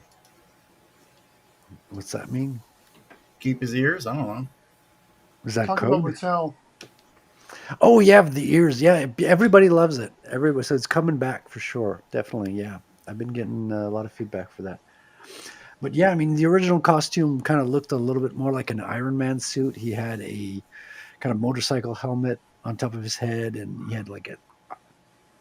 had a little bit more electronic equipment. So it might evolve during the story as well. You know, it might That actually change a sounds little pretty bit. cool, dude. Mm-hmm. Yeah. Well, the anime you watch, I'm sure you can find some cool inspiration for armor. But Got through another bird. what level? Yeah, I like that one image where it looks like he's walking up to a motorcycle. Oh yeah, that's the Akira homage. Yeah, he's Yeah. got a motorcycle in the second issue. I mean, the action in the second issue takes place on the highway. So we're on the streets of That bike looks Montreal. badass. Is it fashioned off of a Hayabusa or something? It looks Excuse like me. it's a crotch rocket of some sort. Yeah. Yeah, so that's a BMV. That's a German motorcycle. I chose it because Scheisse bike? I thought it was unique because the two headlights were kind of like they were not symmetrical, like they're different shapes, and I thought that was the most unique thing. And I just generally liked it, and it's different from the Ninja or Kawasaki motorcycles we see everywhere. So I just figured, okay, oh, this is a different brand. This is something a little bit more unique. Let me have that be his bike for the story. Mm. That works. I'm trying to keep it, just keep it I looked at the interesting. general shape of it. I guess I just assumed it was a crotch rocket of some sort. It is, but it's the German kind instead of the Japanese kind.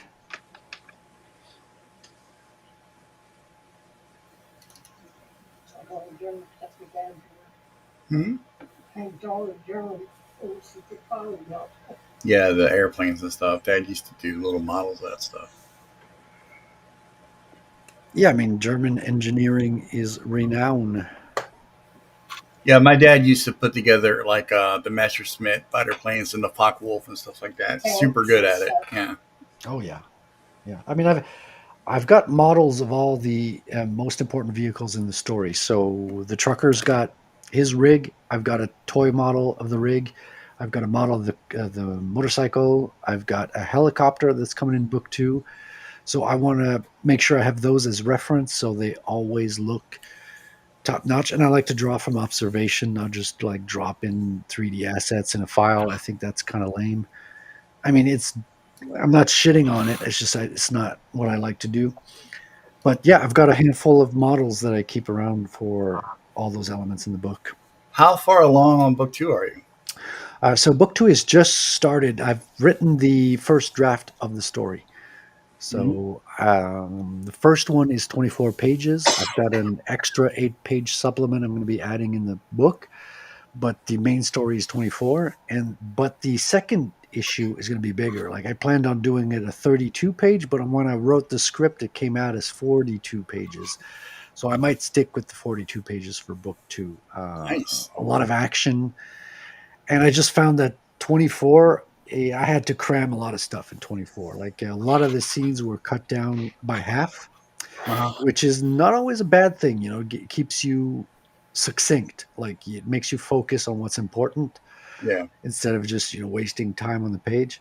But at the same time, like with the second issue, I wanted to make sure that everything that needed to be in there was in there as well. Like I thought 24, especially when you're crowdfunding a book, 24 is a little bit on the light side.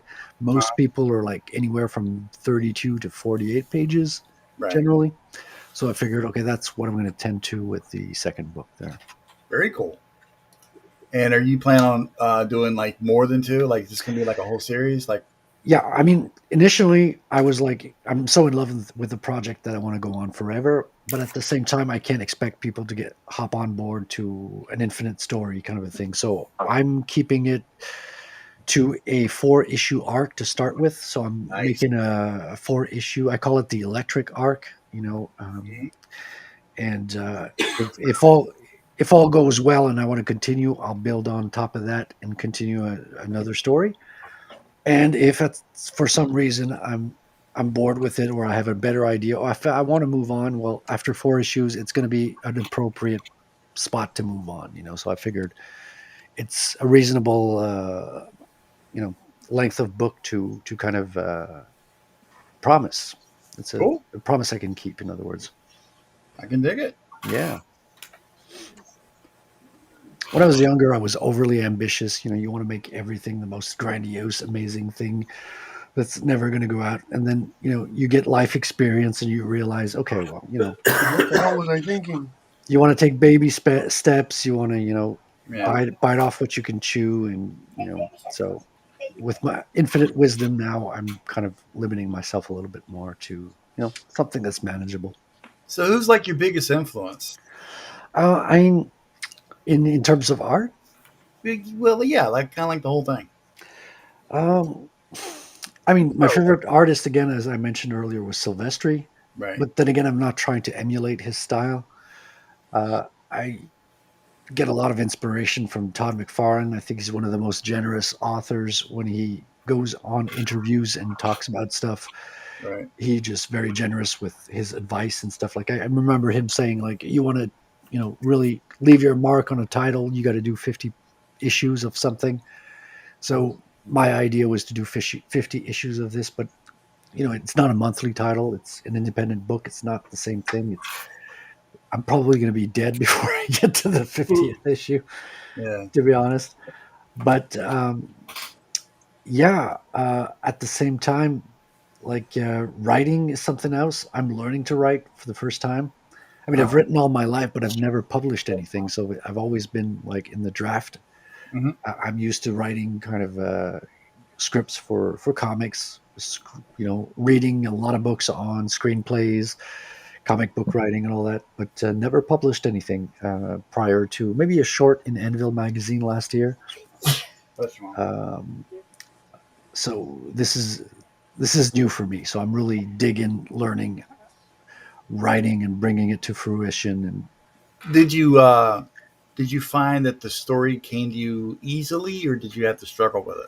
a little bit of both. I mean, the character kind of came naturally, and I had ideas of what to do, but it's always when people start asking questions where, what does he come from? What is he, does he have? So people are asking questions that I wasn't curious about. Right. So I think the difficulty of writing is doing the homework of everything. It's not just following the stuff that's fun and that's interesting to you, but digging into the character as much as you can and going into the background and all that stuff. So luckily I'm surrounded by authors who were nagging me and, harassing me with all these types of questions, which kind of forced me to answer them for myself. Well, I mean, are you saying like people ask you like, where was he born and stuff like that, or Yeah, those times. basic questions like what's his hair color, or what's his favorite band, some shit like that? I mean, no one asked me his favorite band or anything, but yeah, I mean, questions about, well, is he like Bruce Wayne? Like, did his parents die? What's his situation? Things like that, and Yeah. so I think of the stories very much from the point of view of an artist, naturally.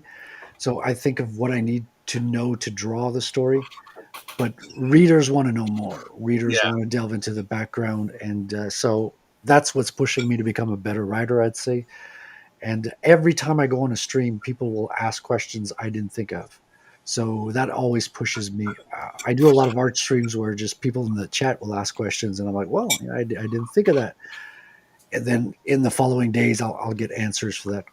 That'll just naturally pop up in my mind, and it'll build on it, and the story will grow. And then suddenly, answering those questions kind of creates links between characters. I'm like, oh, okay, so if this character is original from this, then this could tie in with this other character, so they could have a common background, and so the roots start touching.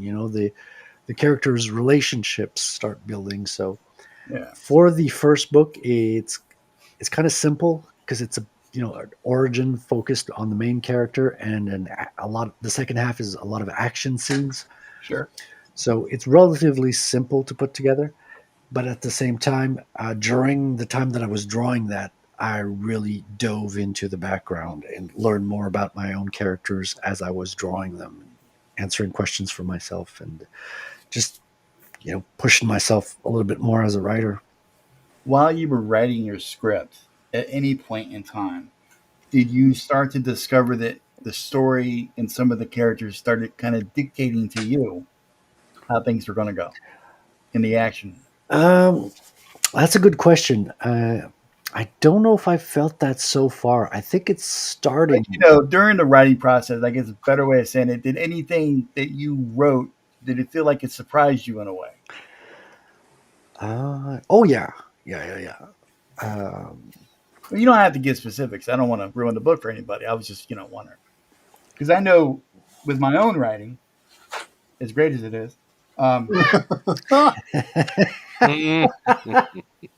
know that sometimes certain characters will do a certain thing, and I'll have to stop after I've already written. I'm like, shit, I didn't see that coming, and I'm writing the damn thing. How did that happen? Yeah, I've noticed the same thing with my book. I would go with a certain goal, and then how the characters were interacting with each other, and then the story ended up going kind of its own direction.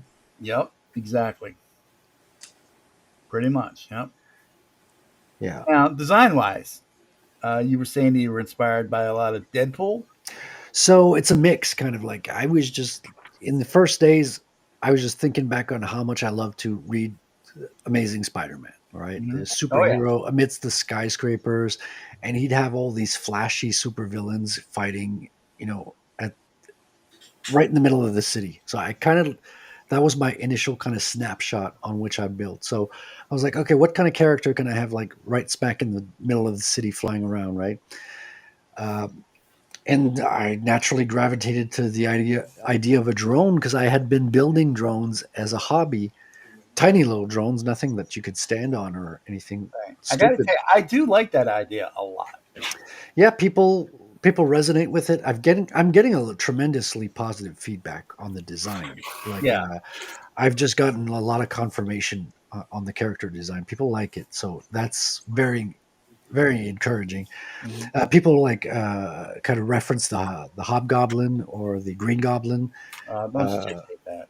Yeah, they had flying machines as well. So it's been seen before, but it's a unique take on it as well. So that kind of felt natural, and everything else kind of fell into place from the initial concept. So the Bitcoiner, hence honey badger aspect, all those things kind of fell into place.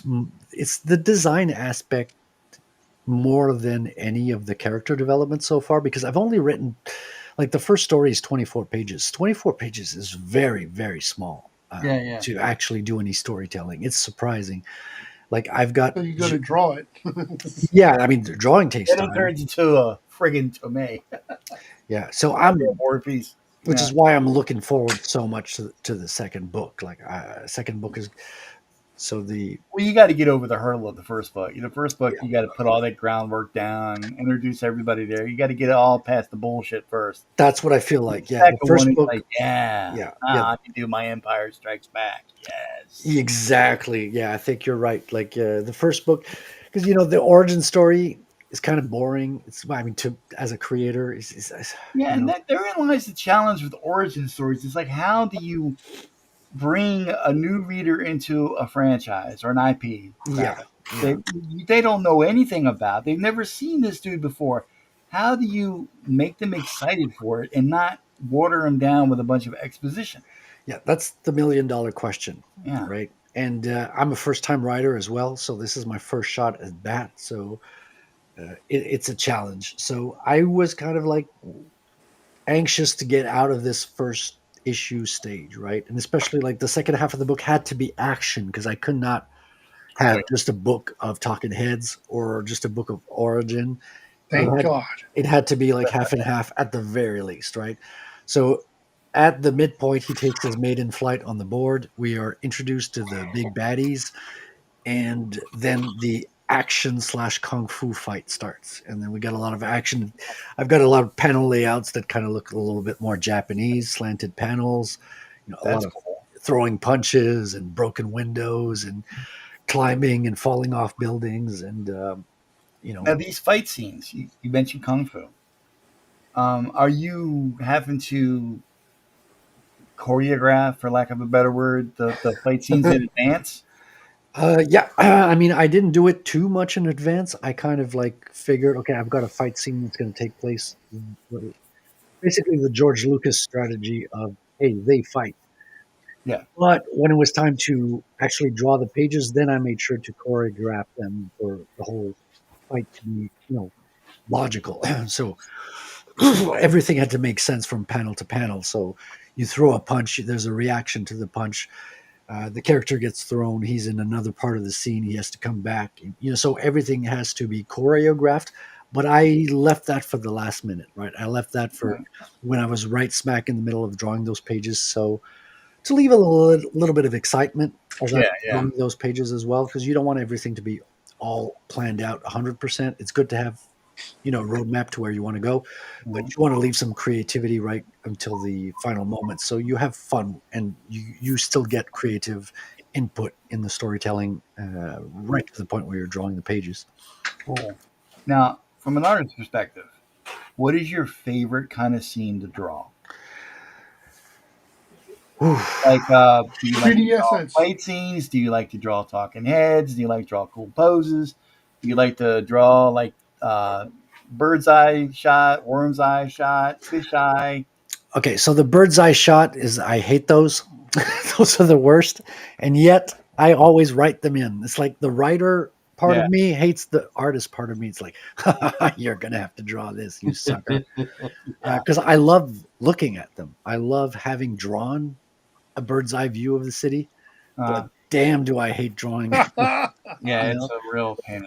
Right. So the writer part of me hates the artist part of me, and they just like to torture each other. What I do like to draw, I mean, it's weird, but like the talking heads is kind of fun. It's always a challenge to make it interesting. Yeah. The body language, the facial expressions, the hand movements, I've always enjoyed those. I mean, but I gotta say, like the fight scenes has got to be the best stuff. Like it's when you get to the full on. It's like a ballet, right? It's the dance. It's the ultimate choreography, and it's where superhero comics kind of shine is in the battles. It's like wrestling on the page, right? You got these masked wrestlers; they're making their best moves, and you gotta make people excited to turn the page, and you gotta make people kind of lose their breath over, oh my God, is this guy's taking a punch? Is this where he dies? Is this it? Is this a one shot? Is this a hero tragically die? Right. So you kind of want to keep people on the edge of their seat a little bit with the action. So there's a lot of that.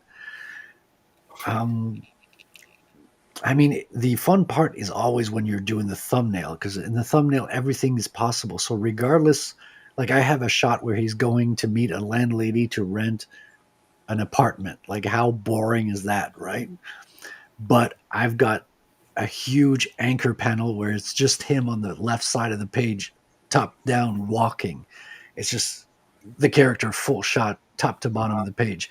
So the page is exciting, even though the scene is kind of very mundane. Yeah, it's all about the layout when it comes to comics. If your layout is trash, it doesn't matter how good the story is. Yeah, I think so. So I'm always thinking back to the comic book greats, right? Todd McFarlane, Jim Lee, even Rob Liefeld. Like I know he's very controversial because a lot of his building shots are just really Rob Liefeld controversial. No, I'm just kidding. He's everybody likes him. He's universal. Everybody but Marcus.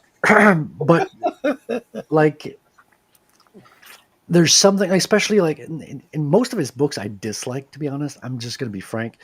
But like, I can't I gotta say it. Like when I open X Force #1, there's something freaking dynamic in those Oh, pages. dude, yeah. Like the characters are jumping from page to page. It's Mhm. dynamic. And I can't say that I've seen that in any of these other books. Now, I haven't read all of them, but every time I go back to X Force #1, I'm always, wow, there's something about the way the characters are jumping out at me. So I don't want to leave them out as an inspiration. Obviously, when it comes to rendering, Jim Lee is, a master. When it comes to making quirky panels and make the characters jump out, Todd McFarlane is amazing. Silvestri for me is a master of all trades. He's the one that just the fit with the finishing lines of Dan Green on top of Silvestri, because Silvestri was trying to ape Jim Lee, according to what he says in the interviews. He was like, "Yeah, I was trying to get the Jim Lee style," but like the way Dan Green has a very organic, feathered inking style over that, it was so appealing to me. Yeah. So somewhere in the midst of those, and I grew up reading European bande dessinée as well. So Moebius, Jean Giraud, Travis Charest, looking at you, Art of Roy. All those guys are also, in the back of my head, part of the inspiration. I can't leave out Jay Lee, man. Jay Lee, motherfucker. You have like mastered the style. And Frank Miller, got to name drop Frank Miller, and something about Jim Lee's Death Blow where he was trying to imitate Frank Miller. I was Love that style. I was blown. I was like, it was so different seeing that from him. Wasn't that Tim Sale that did that? He took over. Except that it wasn't different. Frank Miller did it first. Yeah, and Frank Miller. And guys in France did it first, so it wasn't different at all. But They did it good. first, but Jim Lee took it to the next level. And I disagree with that. You weren't expecting that. Did you read kind of Sin thing City? That blows away. I respect your, anything that- I respect your Jim right Lee to be did. wrong, Marcus. No, I'm not wrong. I'm never wrong, by the way. The fact is, Jim Lee took it like he had a lot more detail into it. He had like the Kariusko's not supposed to have detail. The X-Men massive muscle character to his death blow. That's why it wasn't as good as Frank Miller. And they also added. I don't know if the coloring is the right word. I but got it. It's mostly. I got a few of those issues. It's sure. mostly Not like one. black, white, gray tones, and the red. Yeah, the gray tones and the reds. So they were. I mean, that really stood out to me. Those early Death Blow comics really stood out to me, and I can't. But Rome's right. Manga did it before Miller, right? It wasn't exactly original. Look, to be fair, guys, everybody's inspired by somebody before them. Let's not pick at threads here. Initially, I bought those books let's say what the truth is. That's all. Manabat's art. Okay, well, I mean, if you want to go that far, the cavemen did it best. They were the first. They did it the best. That's bullshit too. At first, I bought those books because of Nick Manabat's art, but after I got into that style of Jim Lee's work, I can't get enough of it now. Dude, and I mean, I'll always remember Jim Lee, especially in the Wildcats. So the Wildcats pages are insane. It's like he was already at the top of his game with X-Men, but what he did with Wildcats, it was over the top. And well, for one thing, he wasn't creatively constrained by anybody. Yeah. Except maybe himself. Yeah, they were showing off. Yeah, they were definitely showing off by that. I still think, though, when it comes to the nuts and bolts of it, the storytelling and whatnot, the technical aspects of it, not creatively, technical, I believe, my opinion, just mine, that he really showed his shit off during the Uncanny run. He had some shit to prove, and he proved it. And creatively he got way better with everything else, but I still think the nuts and bolts of it, X-Men, Uncanny X-Men 276, that's his masterpiece, as far as I'm concerned. Interesting. Yeah, I have to go back and read those. I don't have the whole Uncanny series. I wasn't reading those when they came out. So I was reading Punisher in those and times. It's like you said, like with X-Force 1, Liefeld, right? Yeah. He had something to prove on those pages, and he did so. Yeah. Sadly, it looks like he's gone downhill a lot since then. But yeah. X-Force #1, man. And to be fair, New Mutants, I think maybe 99. when he first took over, I think he definitely his style was a little bit different. But with X Force, he really put it all out there. It was Yeah. like he was giving his editor the middle finger. Like, I'm Liefeld, and this is what I'm doing. Yeah. He did it his way. Yeah, he did it his way. But I'm not very impressed with the shit that he's doing now, though. Well, that's the thing, though. He never mastered anatomy. He never like cared about backgrounds or vehicles He at didn't all. want to. Yeah, He didn't want to. He's been Didn't have he's to. been said that he just people said that he just because he didn't want to change. He goes, he was so successful the way he was, and I don't blame him for that, right? That he doesn't want to lose. You know, sometimes the more you know, you lose some of that excitement. He didn't want to lose his excitement. Well, I think not only did he not improve, but he's lost his excitement as well. Well, he doesn't think so. Well, that's fine. You can think that. I'm not buying Liefeld stuff nowadays. I don't know about you guys, but Like, I was excited. I'm not gonna lie when he talked about Youngblood coming back, but I've seen what he's doing, and it's just like, come on. And also the 4 billion covers and all that. Yeah. You know, it's exhausting. yeah. And when you're buying a Liefeld page, it's like you have to look at who's the colorist because he's the one who's doing the heavy lifting now. Oh yeah, dude. Yeah, definitely. Is he still working with the same colorist that he was working with in the Extreme days? Or has he gone to somebody else now? I don't know. I know know. Matt I know Yankee with the used to cover new for him, but I think the he does rehash of more his own Youngblood, I thing think now. Matt Yankee's doing it. But there was some dude that he used to work with like exclusively during the Extreme days. Yaki's a good dude, by the way. Never said he wasn't. I met him a couple times. Yeah, and I have I mean, I may be bitching a little bit on the art, but I have a huge respect for Rob Liefeld as well. Like, I love his podcast. I think he's really passioned about the art form. Oh yeah. I don't want to. His podcast is good when he stops talking about himself after the first 45 minutes, yeah. And then you have all this information. It's really great. Yeah. But you could tell he cares about comics. You could tell he's passionate. Yeah, that's for sure. Yeah. I wish more people cared like he did. Actually. It's the Rob Liefeld Show featuring Robservation. Dude, just one is good enough. You don't have to, overdo it.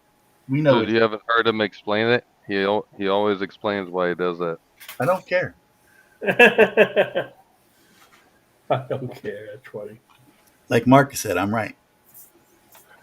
One thing you can say about Rob Liefeld, no matter what, he's been in the comic book industry and doing everything in the comic book industry. I mean, not the best that could have been done, but doing it nonetheless, and still doing it. And you really can't even like I know a lot of comic book artists, and they're not all great out there. There's a lot of comic book artists that just aren't that good at all. And then you can compare those to the comic book artists out there that are really good, and the ones that are really good, hardly anybody ever talks about them. Yeah. Right. But Rob Liefeld, people talk about him all the time. Tom Grummett never got the proper love that guy deserved. He's a hell of a storyteller. Who? Tom Grummett, the guy that used to do Superman, Superboy. Oh yeah. Yeah, he did a lot of work for DC. There's so many. Might be Even like Mike Deodato. I mean, I think that guy's a really excellent artist. Oh my god, yeah, he's Nobody ever always talks leveling about up, man. Except I think Deodato can. I think when he uses too many models, I think it becomes kind of lifeless. Well, if Deodato but I mean, doesn't, but when he took over the New Avengers, I thought it was freaking awesome. Oh yeah, dude. And the problem with follow up Deodato, on Finch, that was hard. the problem, Yeah, the problem with exactly. Deodato is that you're Yeah. not sure if he did it or his studio did it. You What do you didn't know mean? who worked on the book. I'm trying to think of that one guy. I cannot stand this guy's art, but he was like everywhere for like a couple of years. Vasella? Alan Davis. He used to Yeah, I opened that long can of worms. stretches on like Yeah. Uncanny X-Men. God, his shit is so whack. I cannot think of his name. Who are you talking about? This is back in the day. Paul Smith. Oh no. Oh, no Mattiera. way. Joe Well, I Mattiera. figured it gotta be somebody. Hang on, Kid. let me. Paul Smith was the man. No, Yeah, I no, like Paul. no. See, I'm about to step in it. You guys are gonna fuck me up. It's coming. They can't Oh. do anything. Yeah. We know. Let me see. Uncanny X-Men. Rainey, Tom Rainey, that guy. Oh, Jesus fucking Christ! I cannot stand Tom Rainey's artwork. You didn't? I Oh, cannot really? stand it, dude. It's horrible. Yeah, I think. You know what? I mean, like recently, I he's don't done think some that's really cool stuff. stylistic. I really don't. No, it What does is. he do? What books does he do? He's done X-Men. He's done He's everything. done Stormwatch. He's done Wildcats, Spartan. Mm-hmm. Oh, I Shit looks see. so Yeah, he did a disfigured. lot of stuff. This He, joint he did the uneven. well, he did a lot of stuff for DC as well. Mm-hmm. Probably because he's fast. The Outsiders, when they had their reboot around 2003 or 4, Yeah. Mm-hmm. he was one of the main artists to bring that book back. Oh, I've never heard of him. Yeah. Yeah, he was all right back into the. I mean, like he wasn't exactly great, No. but I mean, like he was good. I guess when they were in a pinch.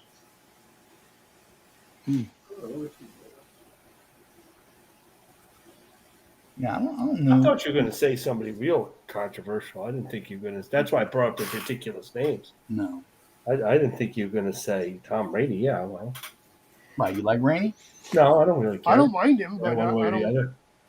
I mean, I know have everybody. it enough you to know, have that strong of an opinion. Everybody's got their. It's just that maybe it was because he usually followed up on someone after like a phenomenal run, Mm. you know, and then suddenly you got this guy showing up. It's just a jarring experience.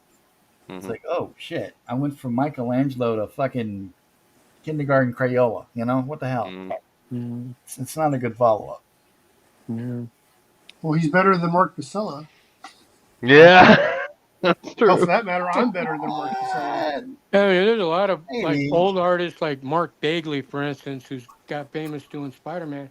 I never liked his work either.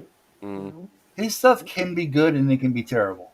I mean, it is you know, good for the sense that it's traditional. He's not Well, like he really. was consistent. He was quick. He Never keeps, missed a deadline. Yeah, Yeah, I think him. that's him. a strength. I mean, I love Eric Larson's work, but him and Eric Larson are kind of their work seems similar. yeah. Oh no, I Well, think I Eric really liked. Larson. Eric Larson is way more out there, interesting to look at. Like his pages were way more dynamic. Oh yeah, definitely. I That was like the thing about Larson's Eric art. I don't Larson. like the person. It sucks. Well, that No, Mark no, Bagley like, pretty much made I his never liked career his art. on I'm Spider-Man. talking about his art, dude. I like I Eric never Larson. liked You know his what art. part of his art I like? Right when he's doing Sinister Six, like his Yeah. When he I mean, I when didn't he was hate it doing then. I Amazing thought it was, Spider-Man, his stuff was when he was doing Amazing Spider-Man, it was good. yeah, But he Right. fell off for me personally. He fell off when he did it when he joined Image. yeah. Well, okay, I'll say this about I have to agree with Duck. I agree with Duck on this one. there's Mm. there's two different versions of Eric Larson. There's the Eric Larson before his house got burned down, and there's Eric Larson after his house got burnt down and all of his Spider-Man artwork was burned up in his house. Oh, I'm not giving him See, that. that's where we disagree, James. I believe there's two Eric Larsons. There's one doing Amazing Spider-Man, and then there's one after. That's what I was saying. When his house Oh, burned down, his house burned down like when he did Yeah, when he joined Image. you're saying the same thing. So his house Oh, burned wow. down. lost all His his house Spider-Man burned down exactly when he was working on the Sinister Six Is that why he's doing porn? storyline during the Is that why- Spider-Man run. So not Amazing Spider-Man. So he did Amazing Spider-Man. He had like Venom storylines, Yeah. and then that was after Todd McFarlane and before Bagley. And then he went on and did some Spider-Man after Todd McFarlane on the, just titular Spider-Man series. And that's when he did the Sinister Six. And eventually the Sinister Six storyline went into half the book. Half the book Mhm. was Eric Larson and the other half was like supplementary stuff because his house burned down and he couldn't keep up the pacing. Can you imagine being the poor son of a bitch that had to follow up Todd McFarlane though? But I mean, Eric Yeah, Larson yeah, was. but he did it. He did a great job. I'm not denying it. I'm just saying the pressure he must have been under. Yeah. Oh, I don't Yeah. think he was under any pressure. Yeah, I think he pulled it off. He pulled it Because he off. was confident in his own work. Yeah. He didn't care much about that. He thought he was good as Todd at that time. Yeah. He was doing You didn't fantastic think work. so, but I'm sure he thought he was as good. Yeah. I don't think that. You know what I'm saying? Like, they were contemporaries. They knew each other. So I didn't think he probably didn't feel that way. You or I would think that way. I'd be like, oh my God, this is going to be Please impossible. don't fuck this If people up. are going to hate me. I mean, I wasn't the biggest fan of how he drew Venom back in the day, but I mean, whatever.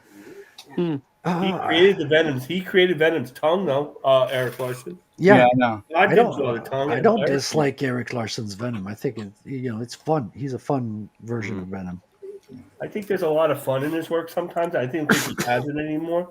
But his Mary Jane was really gross, though. His Mary Jane looked like a dude in drag. Like, I'll take. Oh yeah, dude. Well, maybe that's what he wanted. Doesn't draw the greatest one.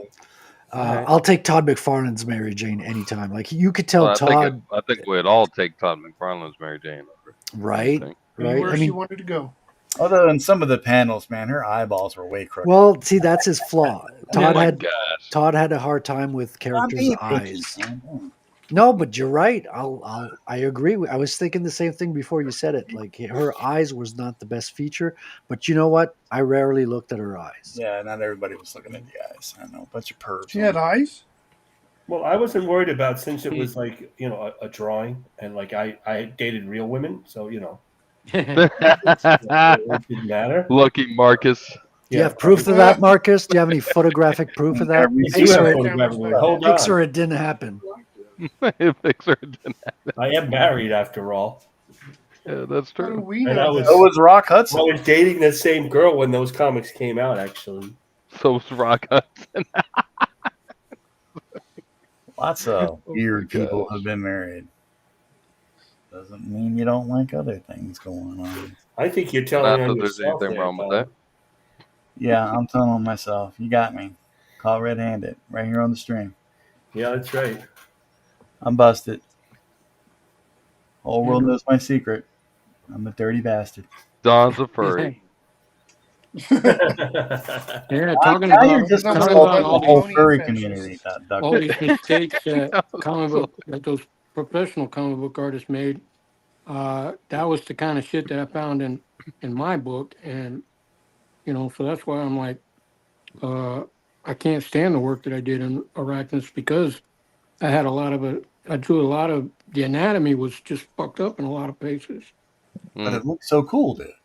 Well, apparently, but I have a hard time seeing it myself. But Well, you've matured as a person, as an artist. Yeah, no, I still can't stand it. I mean, that's true of any artist's work. Like I'm the same way. Like as soon as I finished my first issue, I was like, oh man, I got to draw the second issue because I'm so much better now. I have seen some of the new pages from the Arachnus comic coming up. Oh my God, you guys ready for a treat? Well, thank you very much. I appreciate it. I appreciate it. I'm happy. I'm having a good time doing that. By the way. You can tell by looking at the pages. Yeah. Well, I appreciate it. Yeah, you can always tell when an artist is having fun with their work. Yeah. In the actual work itself. I never have fun. Yeah, I was gonna send you a couple of pages that I'm doing, Don, because it's digital art, and I mean your digital art is fantastic, and I'm new at it, but like I said, I almost feel like I'm cheating because Don's new at it too. Well, he does it all the time, and he's just knocking it out like left and right, like it's pretty badass. Well, it helps when you know the AI prompts. Oh yeah, man, AI I've leveled up with my AI prompt. Yeah. Yeah, like the new music, that music that AI is putting out. Yeah, that's just crazy. That could be crazy. Yeah, especially some of the metal songs. Like they taking old songs and turn it into metal songs. I'm like, fuck. Yeah, they're mixing genres all around. I'm Like to enjoy this. I know. I didn't think any was going to be good, and then I caught like Nirvana, "Smell Like Teen Spirit," done in synth wave, like 1980s synth wave. I was like, whoa, that's kind of cool. Yeah, it's some really cool shit. I'm like, damn. But I've seen a couple of actual live musicians, like this one young kid. He's got a voice, a really good soulful voice, and he takes a lot of the old songs. Like, let's try it in this kind of genre, doing the same thing AI is doing, but he does it. He does it, and and he's not AI doing it. But if he goes on to to do what AI is doing and take some of the existing hip hop songs and turn them into soulful songs, that guy could probably make millions because I he's think doing what AI is doing, but I he's read not actually too long ago there was like an actual AI artist that got signed to a label. I think really. I think that was the thing I read. Wow. I know there was something about the actress. Yeah, there's an AI actress that got signed. Yeah, Somehow, even though she's not a real person. I want to know how they're going to handle her stunts. Well, I wonder how she's going to pass the casting couch. Yeah. Well, virtual reality headset in the club. Virtual, yeah, virtual. She'll be sucking dick virtually. There you go. Well, Get all the little bits and bytes picked up. I've got a casting couch right over here if she's hot. I heard that the AI girls are really hot. Actually, they come in all shapes and sizes. Whatever you want, whatever ethnicity you want. I heard they're not really girls. Oh, damn it. You'd go and ruin it for me. Yeah, pretty much. They are women of your What kind of dreams. friend are you, man? All right. Spoilers everywhere. Yeah, I just saw this movie recently called The Substance with Demi Moore. Oh, I've heard about that movie. Yeah. Isn't that And that movie was fucked up. That was a fucked up movie. Yeah, I heard about that movie. I haven't seen it. Is it a horror movie? I gotta hand it to Demi Moore to put herself in that, in that position. She went all out in that movie, and I mean, she not in a flattering way at all. And she put herself out there like that. That was pretty cool. I'll be back in a second. I don't think I want to see it now. Yeah, well, I don't know. I didn't want to suggest that to anybody because it's pretty fucking fucked up. But you might like it. I don't know. It was entertaining and it was funny, but it was just super gross and really Like human centipede kind of gross? I'm not sure. I don't think it was like that. It was just it was the substance made her split in two to a younger version of her and an old, and then Demi Moore's version. And it was 7 days a week, where 7 days the young version, the young one, would walk around and then they would switch places every 7 days. But the younger one kept taking substance out of Demi Moore. So every time Demi Moore would come to her 7 days, she'd aged. She'd aged really bad age, like where she's old and decrepit, hunchback kind of thing. Damn. And then they just went crazy on each other, and then they became some kind of monstrosity of both the women mixed together, and it was. And then I'm not gonna tell you about Spoiler. it. Oh, she's a Kardashian then? Yeah. Well, I don't know who the actress was that played the young version, but she is beautiful. I mean, she was really beautiful. But so it was just, I don't know. It was a hard movie to finish. I'll tell you that. Well, guys, we got 5 minutes left. Let's go ahead and start wrapping things up. Wait! I'm not done yet. Yeah, I had a hard time finding a pose for this character. Go ahead and you guys got anything you want to? Oh, nice. Say and Very nice. Get your That's cool, Michael. calling cards out. That's awesome. Yeah. Yeah, it's good looking their stuff there. Nice position. Thank you. Yeah, I'll finish it up and text it to you when it's done. Sweet. Yeah, I've got a fan art section in the book. Omer did the first fan art, and I got. Of course some, he did. Yeah, right. And but Tank Ferret did some. Pete, aka Pad, did some as well. So I've got a handful art so far, so I really appreciate that. Nicely Yeah, no done. problem. We'll look at whatever the hell James is doing up there. Yeah, that looks good, James. Really nice. Hey James, I wanted to ask you, what kind of pen are you inking with, or not? Oh, okay, cool. Thanks. Yeah, nice pen. Can't read it. What's the thickness Oh, on I that? think Is I that a recognize brush? the pen. Is that a brush It's pen? called no. They're fine tip and they're brush, but they go from 0.005 all the way up to 30 Oh, okay. in thickness, and then it comes with, and then they have one. It's a brush. It's a pack, Oh, and it's Nice. called. It's basically what manga artists use. Yeah, I thought I recognized it. When I was a younger man, I could go up to 30 in thickness. I can't do that anymore. yeah, I just got this pack right here, and so far it's pretty good. It's good pens. Yeah, Mark, this is the pack here. I'll just throw this up real quick. Oh, very good, nice. sir. Nice Very work, Marcus. That turned out Thank great. you. That That's is killer. awesome. Oh, you turned her. Okay, I thought it was Aurora, but it really is the Medusa, the Black Medusa chick. Yeah, that looks good. I was, yeah. Dude, Well, you rock. the way I Rock did her on. face looks like Oro because she doesn't have any eyeballs anyway. And Yeah. you killed all that, dude. No, Yeah, but I it's recognize inspired it's my by the character Howard by Adams the drawing. breasts. Yeah. That's breast. I was working on some side boob. Oh, there you got it, man. I'll send it to you. You can put it in your fan art section. Will do, man. Very good. Oh, there you go. That's freaking That dope, looks man. good. Dope.